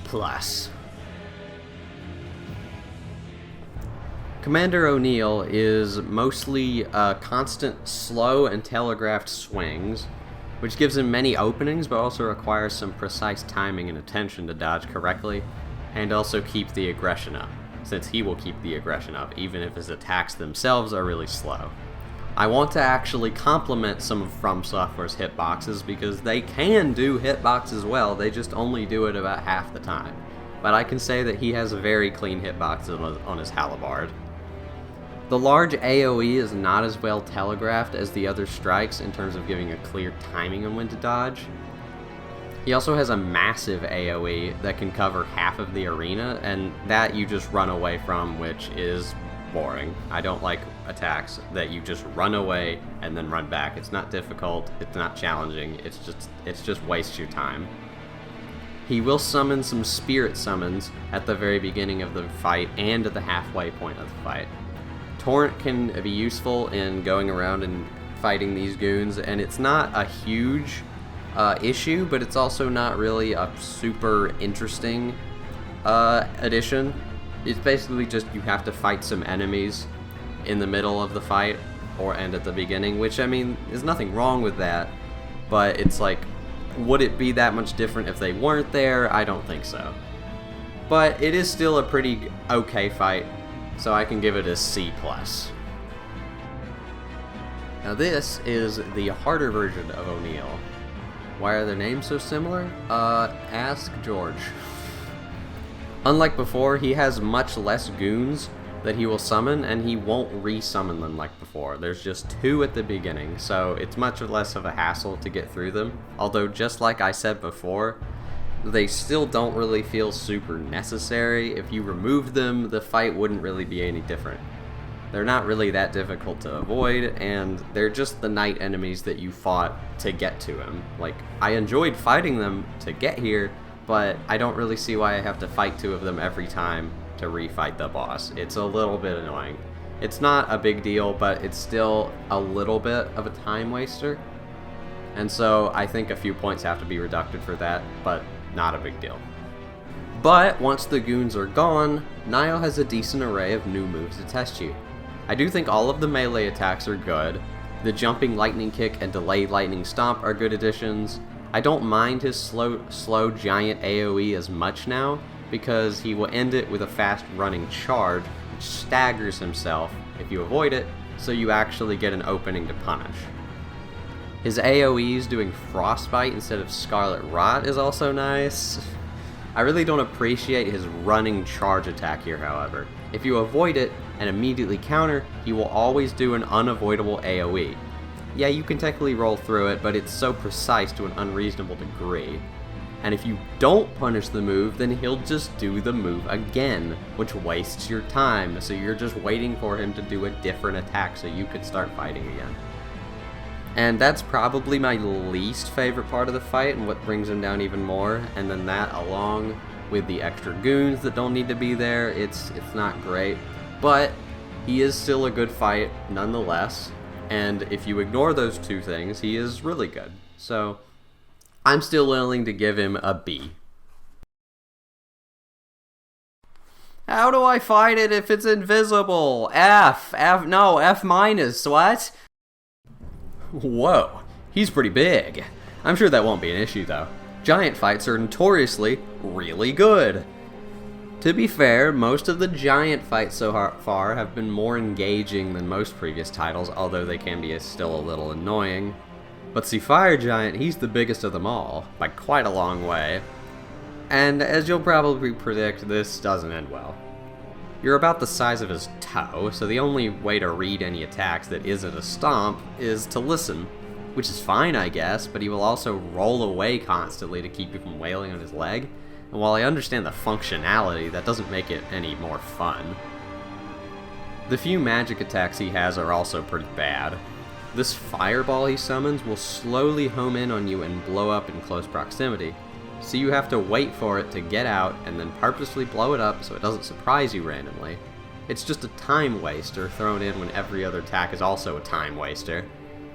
These fire pillars that come out of the ground, instead of in a random pattern that makes you pay attention so you can still stay near his leg, the fire pillars are so condensed together you have to run away and then come back, making the only possible engaging attack not engaging. Once you hit his leg enough for it to break, the face on his chest gets really mad and decides, you know what, this fight wasn't irritating enough. Now, his defense is twice as high with only 2 weak points. His hands and his eye on his chest. His melee attacks do not leave his hands nearly open long enough for you to attack them reliably. And plus, it still does reduced damage compared to normal when he already has way too much health. For full damage, you need to hit the eye, which is impossible. He has one whole attack that leaves it open, but the hurt box for it is so tiny that you probably won't even be able to hit it even when it's exposed.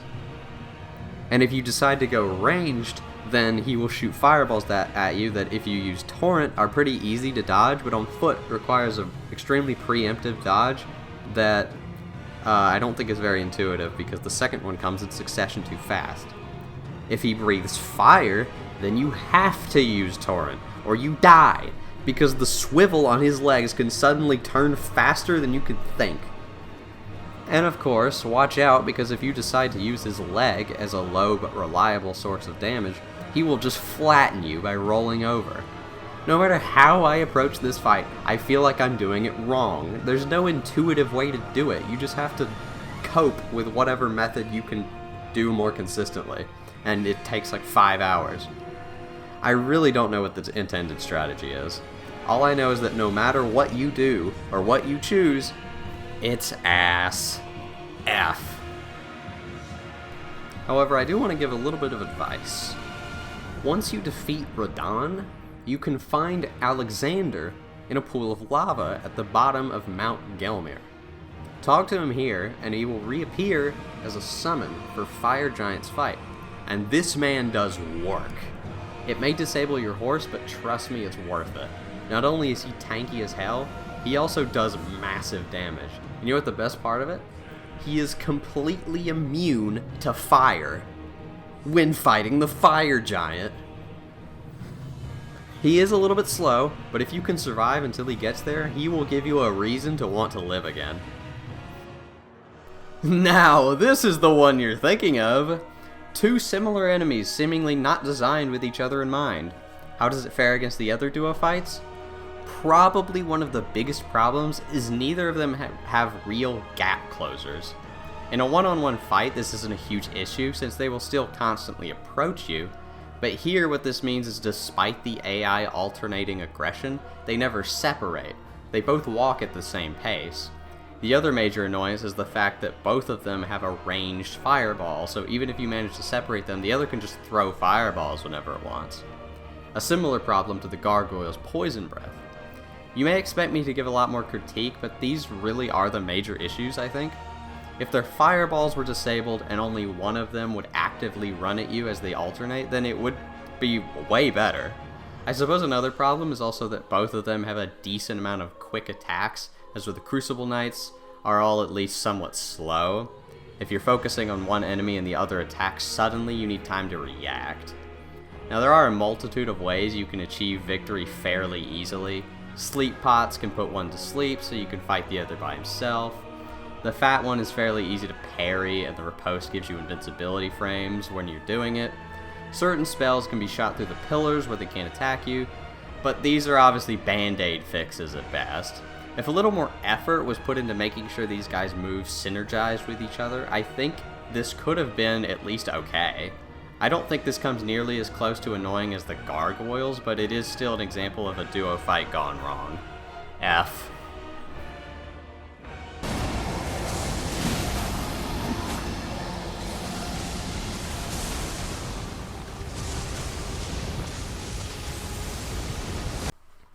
This fight is the opposite of engaging. I've never felt more bored in my entire life. This fat ass just sits there while you wail on him for a while until he decides you can't anymore, and he just does one of his many zoning attacks. Literally all of his attacks are just dodged by you running away. He breathes fire, run away. He summons lightning on you, run away. He plants a nuclear bomb, run away. None of these attacks require any amount of skill to dodge. As soon as you see him doing anything, you just run in the opposite direction, wait, and then run back. The only thing that can kill you in the first place is just being impatient, which is very easy to do because of how agonizingly tedious and boring this is. It's not a fight, it's a cardio workout, and if his attack doesn't make you run away, it will probably just get him far away. Once you've done enough damage, Placidusax will teleport away and do a massive flying charge attack, which looks cool, but this is the part where you literally have to wait. Like, not even like before. Like, you were literally waiting on him to get done. He'll do a long series of attacks and teleport between each one, giving you no opportunity to attack yourself. And like I said, that flying charge is a very cool attack, but other than that, all of the other attacks are just really boring. They're really slow swipes that do not require that much attention to dodge. If the attacks were more interesting, I might not care as much that I have to wait, but it's just the same two swipes over and over again. And then once he finally breathes fire, the fight is back to square one, and you go back to the tedium like it's a 9-to-5 job. Oh wait, he's teleporting again. That was my favorite part. The part where I can't play the goddamn game. He's either so mobile that you can never hit him, or he's completely stationary and only does zoning attacks. Was there no middle ground we could reach? Okay, now he's just doing Medivh's move. Okay, I'm done. I'm done. I'm leaving, and I'm not coming back. You just wait. A vague remnant of a good boss. You can't add one move from one of the best bosses in the series and expect to turn whatever this is into a fight worth playing. The move is so much worse than Medivh's too, because if you look at this, Medivh's move has a very clear pattern that he's swinging this laser at. When you see him move back, you get a second to react, and then you also have to react to that delayed explosion. Here, it's just a bunch of flailing. I can't tell what he's doing. All I can do is, and say it with me now, run away. You know what? That's it. I'm done. You know, I'm fighting fire with fire. Or in this case, lightning with lightning. Oh. Wow. The aesthetics of this fight are obviously great, but just like I said with Astel, without good gameplay to back it up, even a lightning simp like me can't give this thing anything higher than an F.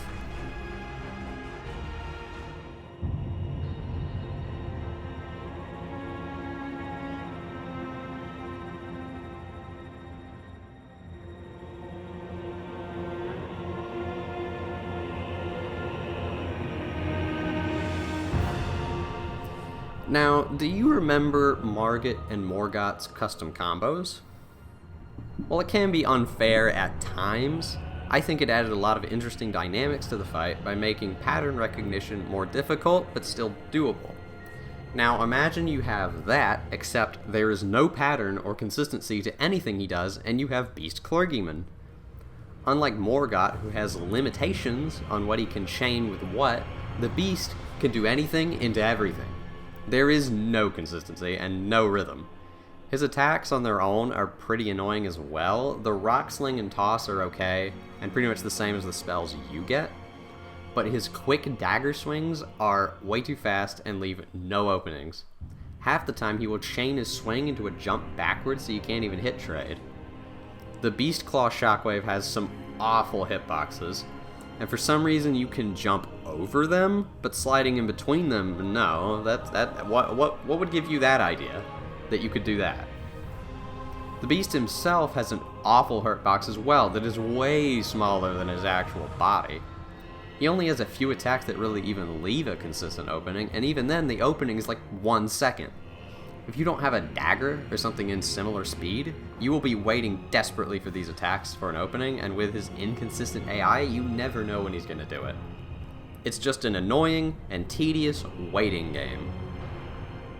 Phase 2 starts, and instead of evolving off the first phase and making it something tolerable, it's just a different fight.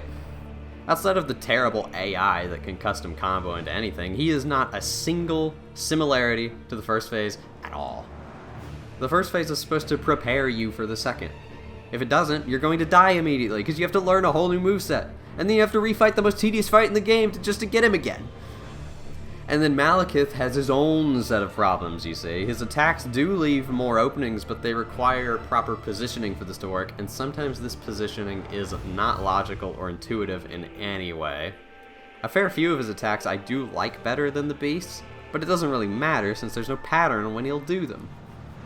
And while not as bad as Beast, he can still decide to make you wait, only this time it's by jumping around like a retard in the background, shooting blades of percentage health drain on top of the existing damage. So many of his big attacks do obscene damage along with DOT. I'm sorry, my mistake. He can also lower your max HP on top of this as well. This AoE explosion in front of him can happen during 2 different moves. If he does it after a double somersault, then you can dodge under that first and avoid the second half. But if he goes straight into the spinning swing, you're dead. You have to preempt this dodge so much in order to get out of the way in time, which I would do, but I can't because he has no pattern! If Maliketh wasn't such a handsome-ass dog, I'd hate him even more. I don't understand how anyone at the team thought this was good design to give a pass no pattern or consistent combos in a game where pattern recognition is literally what makes it fun and rewarding. Morgott has varied patterns that can be hard to learn, but are still doable. These 2 bosses are both abysmal, and having them stitched together into one fight makes it even worse. F-.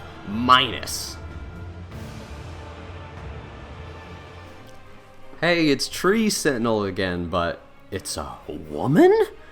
She also has magic, but that's the least important part.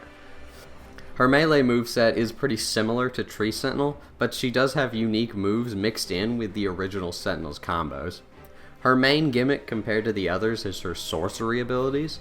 She will summon swords above her head that will fire at you after a short timer, requiring some multitasking, but if she attacks during this, they typically don't overlap, at least not from my experience. Her and her horse may leap back to charge a magic bow and arrow at you, along with basic glintstone projectiles. Loretta will also infuse the end of her halberd with sorcery and quickly swing it upwards and then back down. The blue light makes for a clear tell, and the attack is high damaging because of it. Her openings between attacks are small but still manageable, and sometimes can be extended with proper positioning, similar to Tree Sentinel.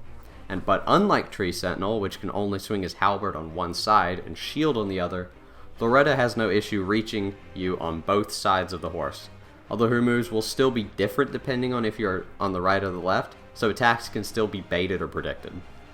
This is again another well done Tree Sentinel variation, giving good variety while still using the same template.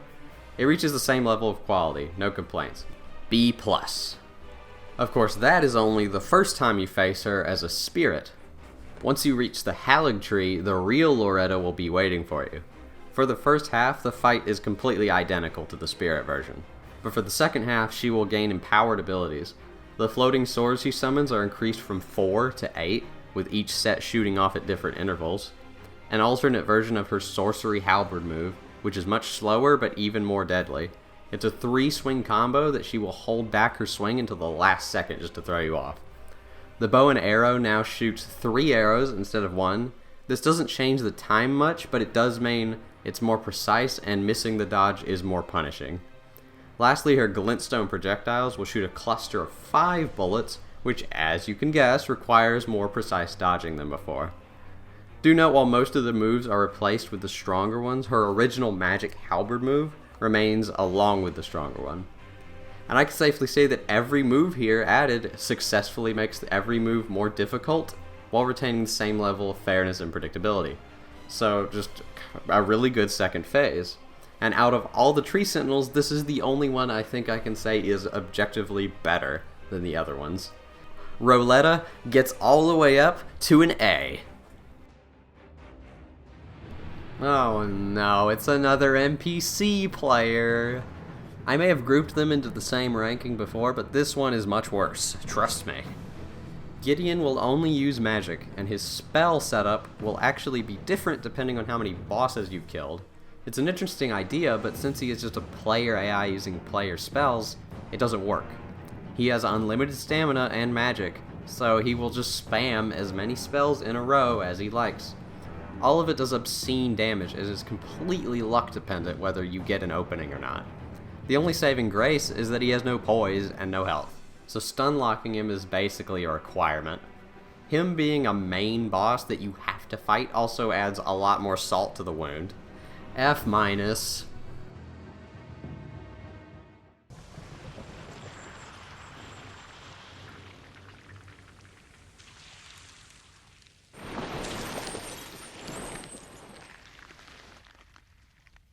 Dearest Mikola, you must abide alone a while. Welcome, honored guest, to the birthplace of our dynasty.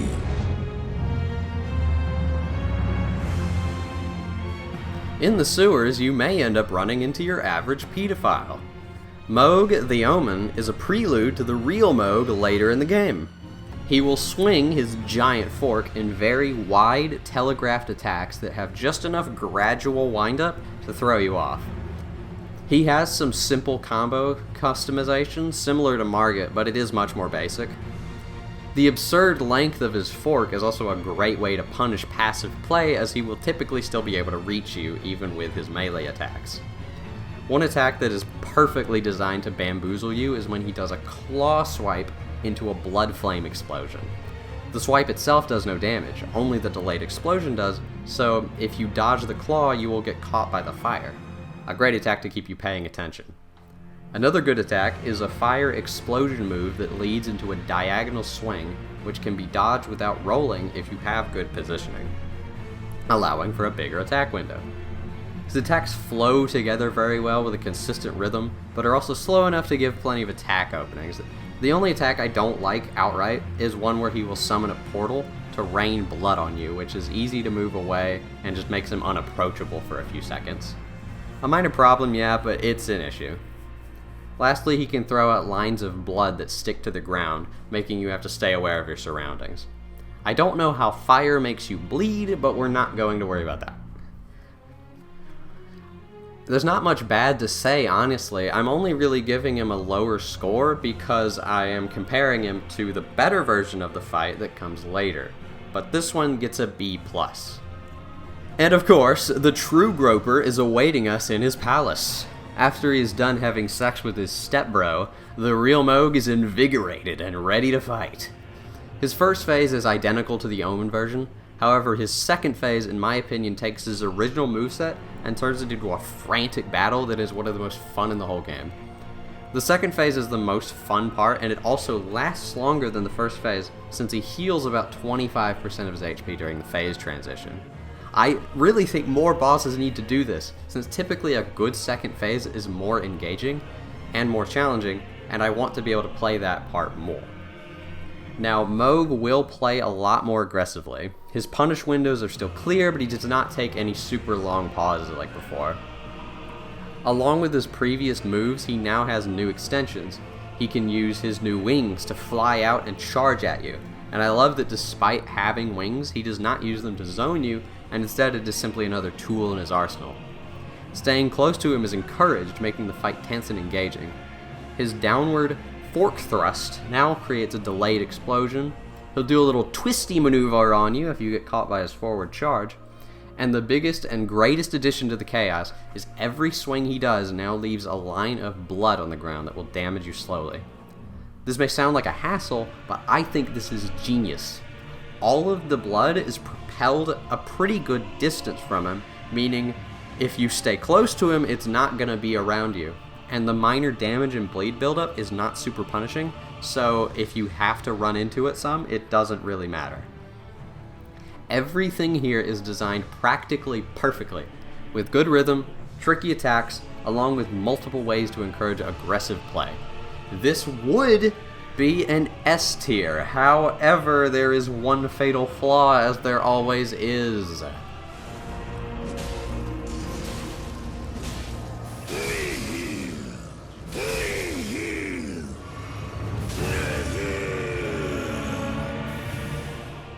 Unavoidable damage. One of the greatest sins a Dark Souls player can encounter. During his second phase transition, he will heal his health by taking your health. This damage will eat up 2 to 3 healing flasks depending on your vigor and flask level. That's not a challenge, that's unfair. Of course, there is a way to avoid this. It requires a physic tier to cure the curse. Okay, problem solved, right? Wrong. There is nowhere in or around Mohg that says you need this. It can be found in a church in Altus quite a ways away. It is likely you'll find this if you're thorough, but it may be dozens of hours between then and when you fight Mohg. You're not going to remember that one random item you unceremoniously obtained in a completely unrelated area. I don't even mind that you have to do this. I just want it to be at least hinted at. A simple tombstone outside Mohg's arena could give you some kind of hint that you need a cure for the curse.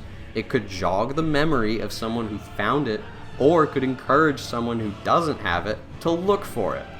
Obviously you need a hint as to where it is as well, but I'm just throwing out ideas. My point is that to expect the player to find this and remember it is unreasonable, and ruins what was literally a perfect fight. Of course, once you have the tier, the fight is great, but I can't bring myself to give him an S tier with this flaw. Though with how good he is, I am still willing to only deduct 1 rank. A. It's been a long while, Morgott. Long and hard didst thou fight. Tarnished warrior, spurned by the grace of gold. Alas, I am returned.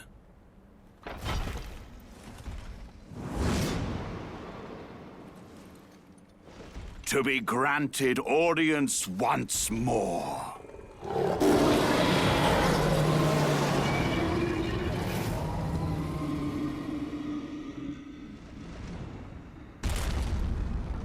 Upon my name as Godfrey,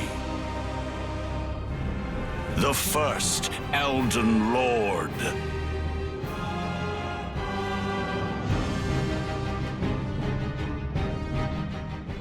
Now this fight has rhythm.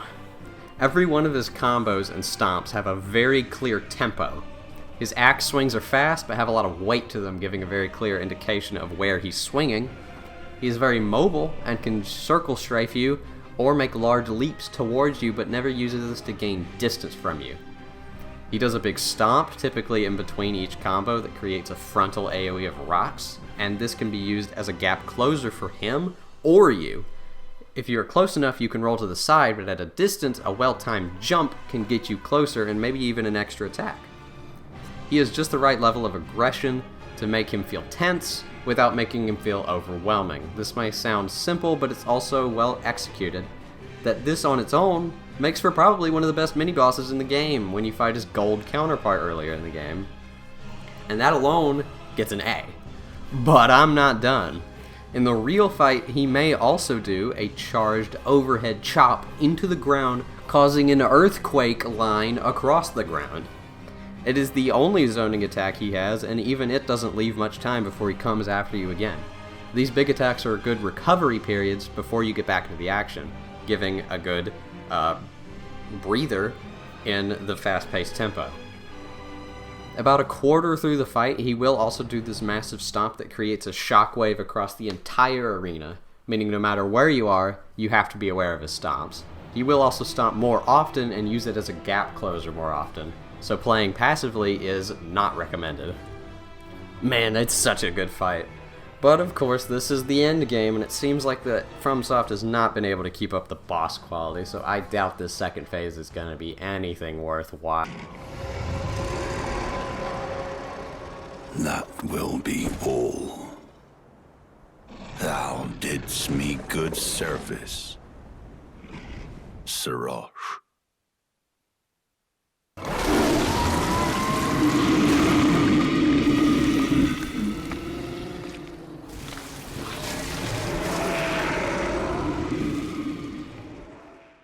I've given thee courtesy enough.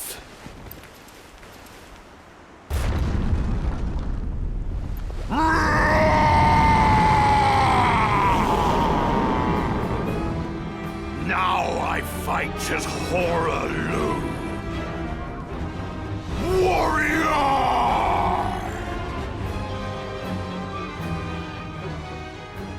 Just when you thought the lion was coming in to save the day, it turns out our boy Siraj, he was doing the opposite. He was holding back the bloodlust within Godfrey to contain his violent outbursts, and now he's decided he needs that violence to beat you. In doing this, he throws away his armor and axe in favor of his raw strength. Now his moves consist of punches, swipes, and grabs. And despite a very different moveset, the fight has the same rhythm for every combo. It's simply at a slower tempo to account for his more powerful attacks.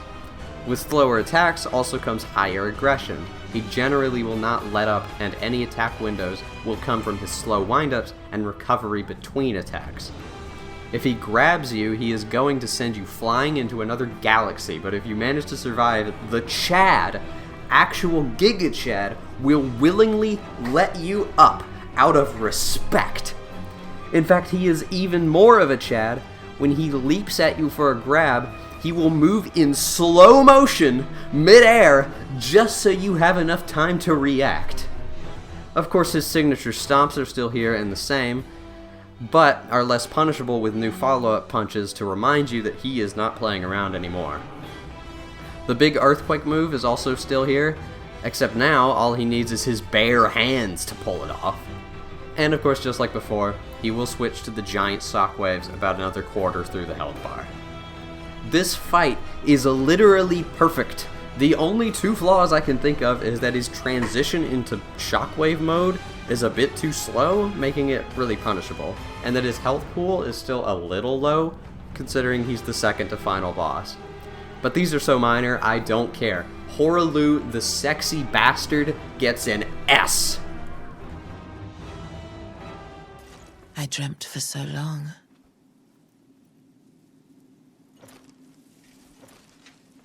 My flesh was dull gold, and my blood rotted. Corpse after corpse left in my wake, as I awaited his return.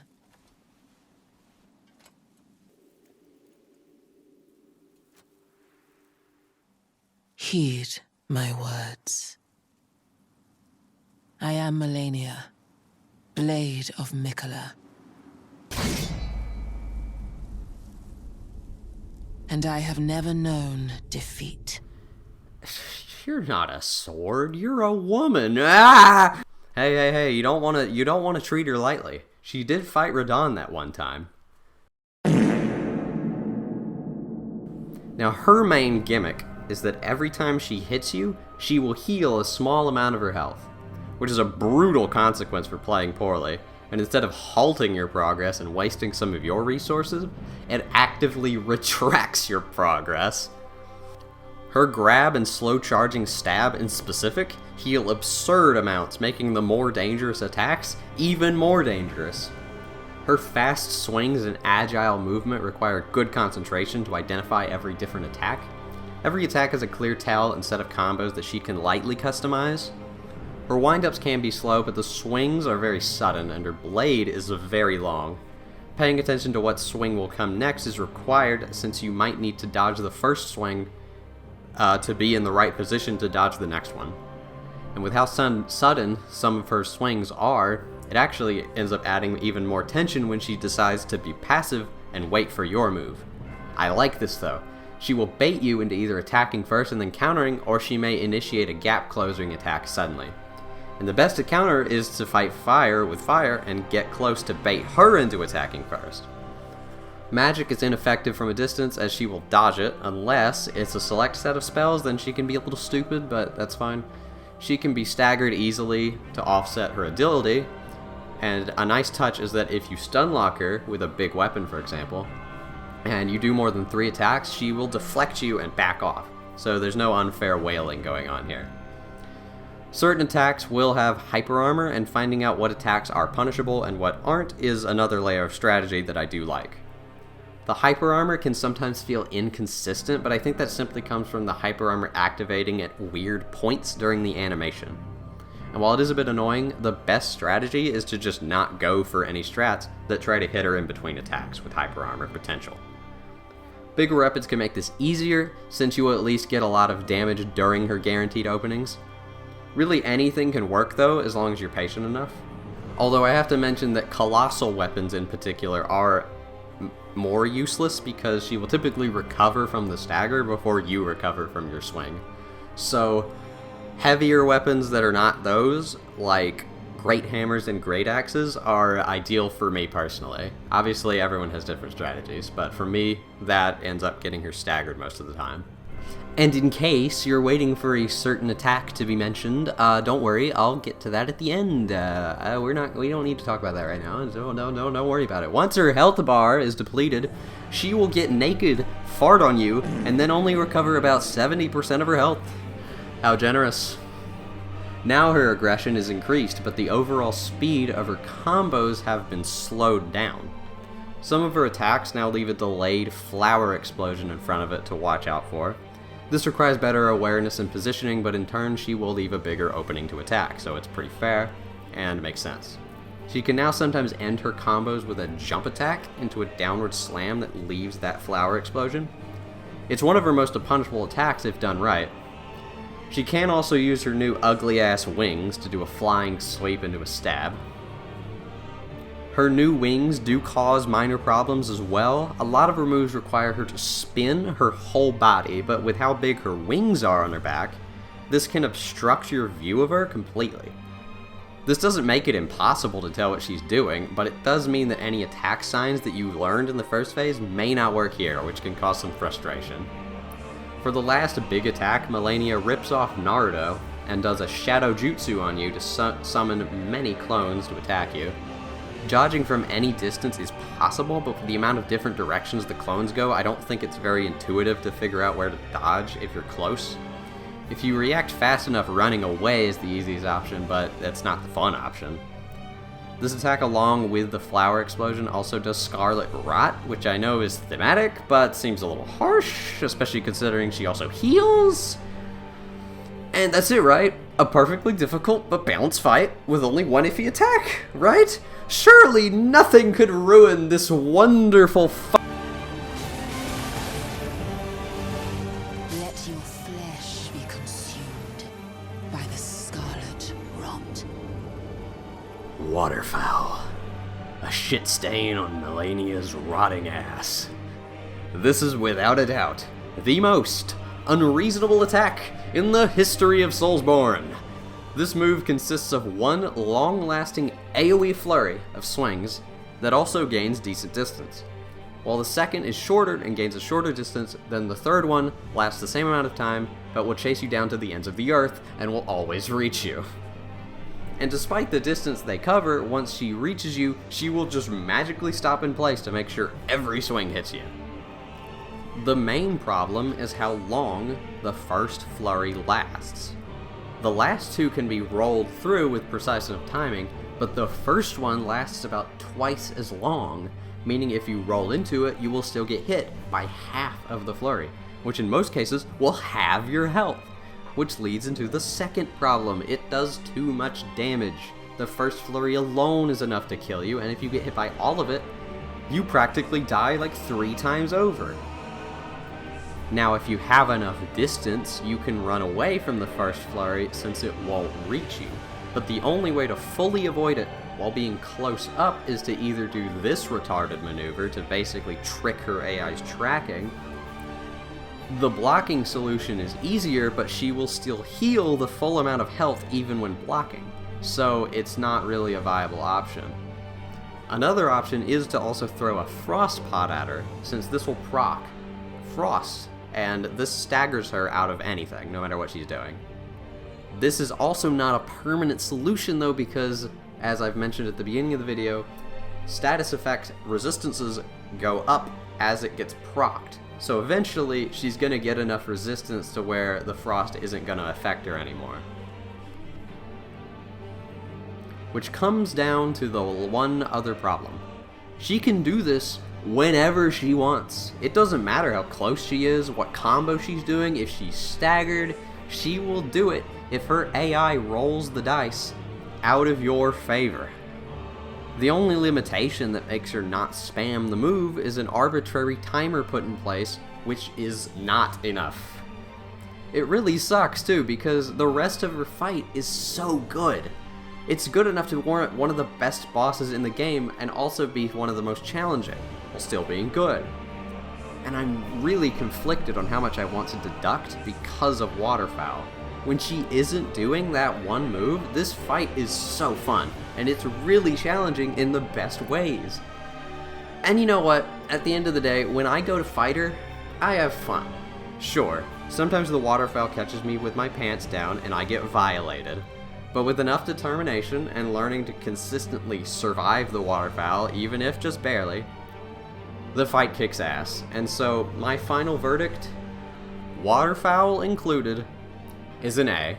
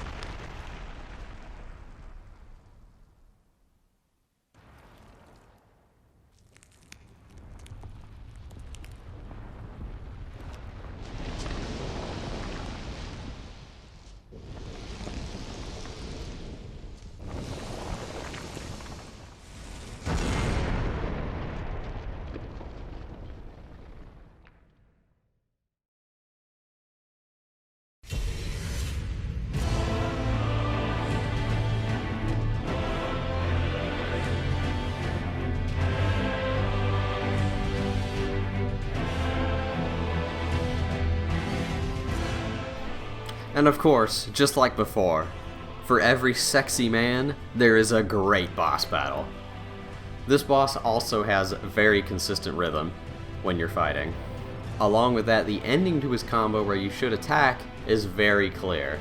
Usually these are big slams or his waves of holy light. He can wave a holy ray onto the ground that he will explode after a short timer, and he is aggressive. If you try to play passively and run away, he will either charge at you at the speed of God, because he is God, or he will shoot unrelenting holy beams at your atheist scum. His attacks are flashy and bright, but typically not too much to obstruct anything. He's even such a Chad that he will just backhand any spells you throw at him, if he's in passive mode, of course. He doesn't have a concrete second phase, but he does have certain attacks he will always do at health thresholds. About 1/3 through, He will do a stomp and then launch into the sky, and he will hurtle down like God because he is God. At this point, he will also gain the ability to leap into the air and throw a holy spear at you, which also explodes after delay. Halfway through, he will gain a teleport. This teleport is probably the only major issues I have with him. For the most part, it's a good layer to add on to his constant aggression, hammering the fact home that you can't run away. There are just two problems. One is that he can do a very quick swing before the flash of light disappears, but if you anticipate that he's going to do this, then you might get roll caught by a slower attack. Two is that the teleport itself does damage for some reason. It's not a lot of damage, but the damage window is so delayed compared to what the animation looks like, and it can potentially stagger you into his actual attack. And I assume the delayed hitbox is to give you time to react, but I think it's really misleading.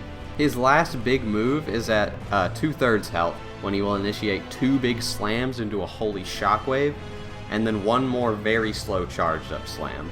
The first 2 can be dodged by simply rolling through it, however the third requires you to get in close and dodge fully behind him to avoid, which I don't think is made super clearly, but you can see the third wave lasts very long to dodge through it, so I imagine most people will figure it out, but it could have been a little bit more telegraphed that that's what you have to do. Even with all these shenanigans, the fight is really carried by his swift and rhythm-based hammer combos, and through that, on his own, he managed to be one of the best and hardest fights, even without a fleshed out second phase. But of course, there is a second phase, isn't there? And now it's time for the mistake. First off, we have a problem before we even start. The fight is mechanically completely different from Radagon, even more so than Maliketh.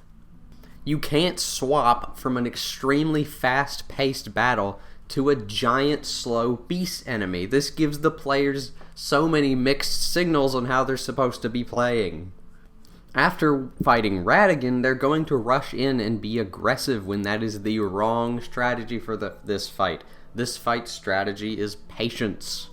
And you know how I didn't like Placidusax, and so this one takes everything from that fight, but makes it even worse. Instead of being a sitting duck doing zoning attacks until he becomes too mobile, this mistake just does both at once. Being very mobile, but also constantly doing zoning attacks. He has some okay attacks, like his sword swings, and that's it. If you actually get a chance to attack and he doesn't run away instantly, you may just get hit with an attack you could barely see because he's so big. Just like Placidusax as well, most of his moves just require running away! His holy fire breath, that weird thing Astel did that he can do for some reason, beams descending on you, and a delayed explosion. All of these just require running away. There's no timing, there's no precision, you just run in the opposite direction. How many times do I have to say this isn't a fun way to play this game? And the attacks that you do actually have to dodge and time aren't really any better. His grab is deceptively fast and requires an extremely early roll because of the terrible hitbox. His long-range sword beams just slow you from approaching him, wasting your time even more. At a couple points, he will also make you jump over a circle to really get that cardio workout in. Elden Stars will always trigger halfway through the fight, and the very concept of this spell baffles me. It is a low-damaging homing missile that cannot miss. You can try to outrun it, but at least some stray bullets will hit you. And what's great is this and the beams from the sky can overlay with other attacks like his sword beams, making for even more potentially unavoidable damage. If you're at medium range of this shockwave, it is also unavoidable. This fight is such a chore. With Flaccid Pax, I was simply bored, waiting for my turn to play. But this is like sitting on a train track waiting for the train to run you over. You will become suicidal after this fight, and it baffles me that it was even considered as an opportunity to be a part of the game at all. The Mistake manages to take the crown for the worst boss in all of Soulsborne history, stepping leagues worse than even the Bed of Chaos. And this angers me even further because they completely ruined Radagon. Radagon is a hot, sexy, mechanically engaging, and fast-paced man with only a few minor downsides. And the Mistake looks like galaxy diarrhea and is the most frustrating, aggravating, annoying, tedious, stressful, and downright terrible boss battle ever conceived. I want to give Radagon a score, a good score, so badly, but I can't. These two are grouped together into one fight, so I have to review them combined. Radagon is without a doubt an A-tier fight. Elden Beast is an F-tier fight. Those two ranks, combined with the sin that two completely different fights were grouped into one fight, gives it a disappointing D.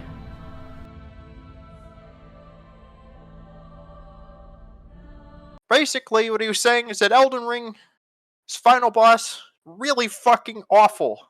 Unfortunately, but unsurprisingly, Elden Ring probably has the worst New Game Plus of any of the games. Similarly to Dark Souls 1 and 3, enemies are simply not scaled high enough to be even remotely a threat. Every enemy and boss feels barely any stronger from the first playthrough, so you end up steamrolling them with no effort. You won't see any noticeable change until you get to the mountaintops, and even then they are not noticeably stronger. It's an actual snooze fest trying to play through the game in New Game Plus. It feels so lazy because you can tell they just use the same modifiers to health and damage that Dark Souls 3 did, but because your character levels up so much higher than previous games, it's even more outrageous how weak they are. In Dark Souls at 3, I could at least have some fun around the mid-game, but here you have to reach the end game, which is arguably the worst part of the game, in terms of bosses at least. Luckily, this doesn't completely kill replay value because starting a new save is still pretty fun for me, but I would like the option to continue playing as one character after I beat the game. D. He's a pretty bad boss, but I gotta say, the way he was looking at Miss Piggy earlier... From Software, in the pursuit of innovation of their formula, I think took many steps forward, but also took a few too many steps back in design. Don't get me wrong, this is an absolutely fantastic open world game considering FromSoft has never even made one before. Lots of quality life improvements were made to the overall combat, their classic linear level design is still present in the dungeons, and there is so much content to experience. I say the main problem is that that plagued the game is just from the scope, is just too big. They start to lose their steam in open world design towards the end, and the boss quality is all over the goddamn place, purely because there's just too many of them. I counted about 80 unique encounters, and so many are reused like at least 2 times, most of them 3. FromSoft seemed dead set on making a game bigger and better than anything they've made before, and while they succeeded in that, I think there was way too much commitment to that lofty goal, and it hindered certain areas of the game. When I think of any complaint I have, it boils down to there's too much of it. I think a more consistent level of quality could have been reached if a smaller open world with less enemies and bosses was made. So many assets were reused for the sake of making a massive open world, showing a clear intent of quantity over quality, which I think most people agree is not a good mindset. But what is amazing about all of this is even with these flaws, the core mechanics and open world design manages to keep me coming back and is definitely one of my favorite games of all time. I don't think it is the outright best game in their franchise, but it is far from the worst. And I think with all this in mind, the raw experience of awe and discovery I got from this game, along with a varied set of satisfying combat options, I can say that this is a piece of art that I doubt will ever be replicated. From Software's games are some of the closest to my heart, and I think it fully deserves an A-. Thanks for watching my 45-hour video, and I hope you disagreed with all of it. Okay, goodbye. I'm tired. I've been working on this for so long. Please like, subscribe, and ring that notification bell. I'll see you next time.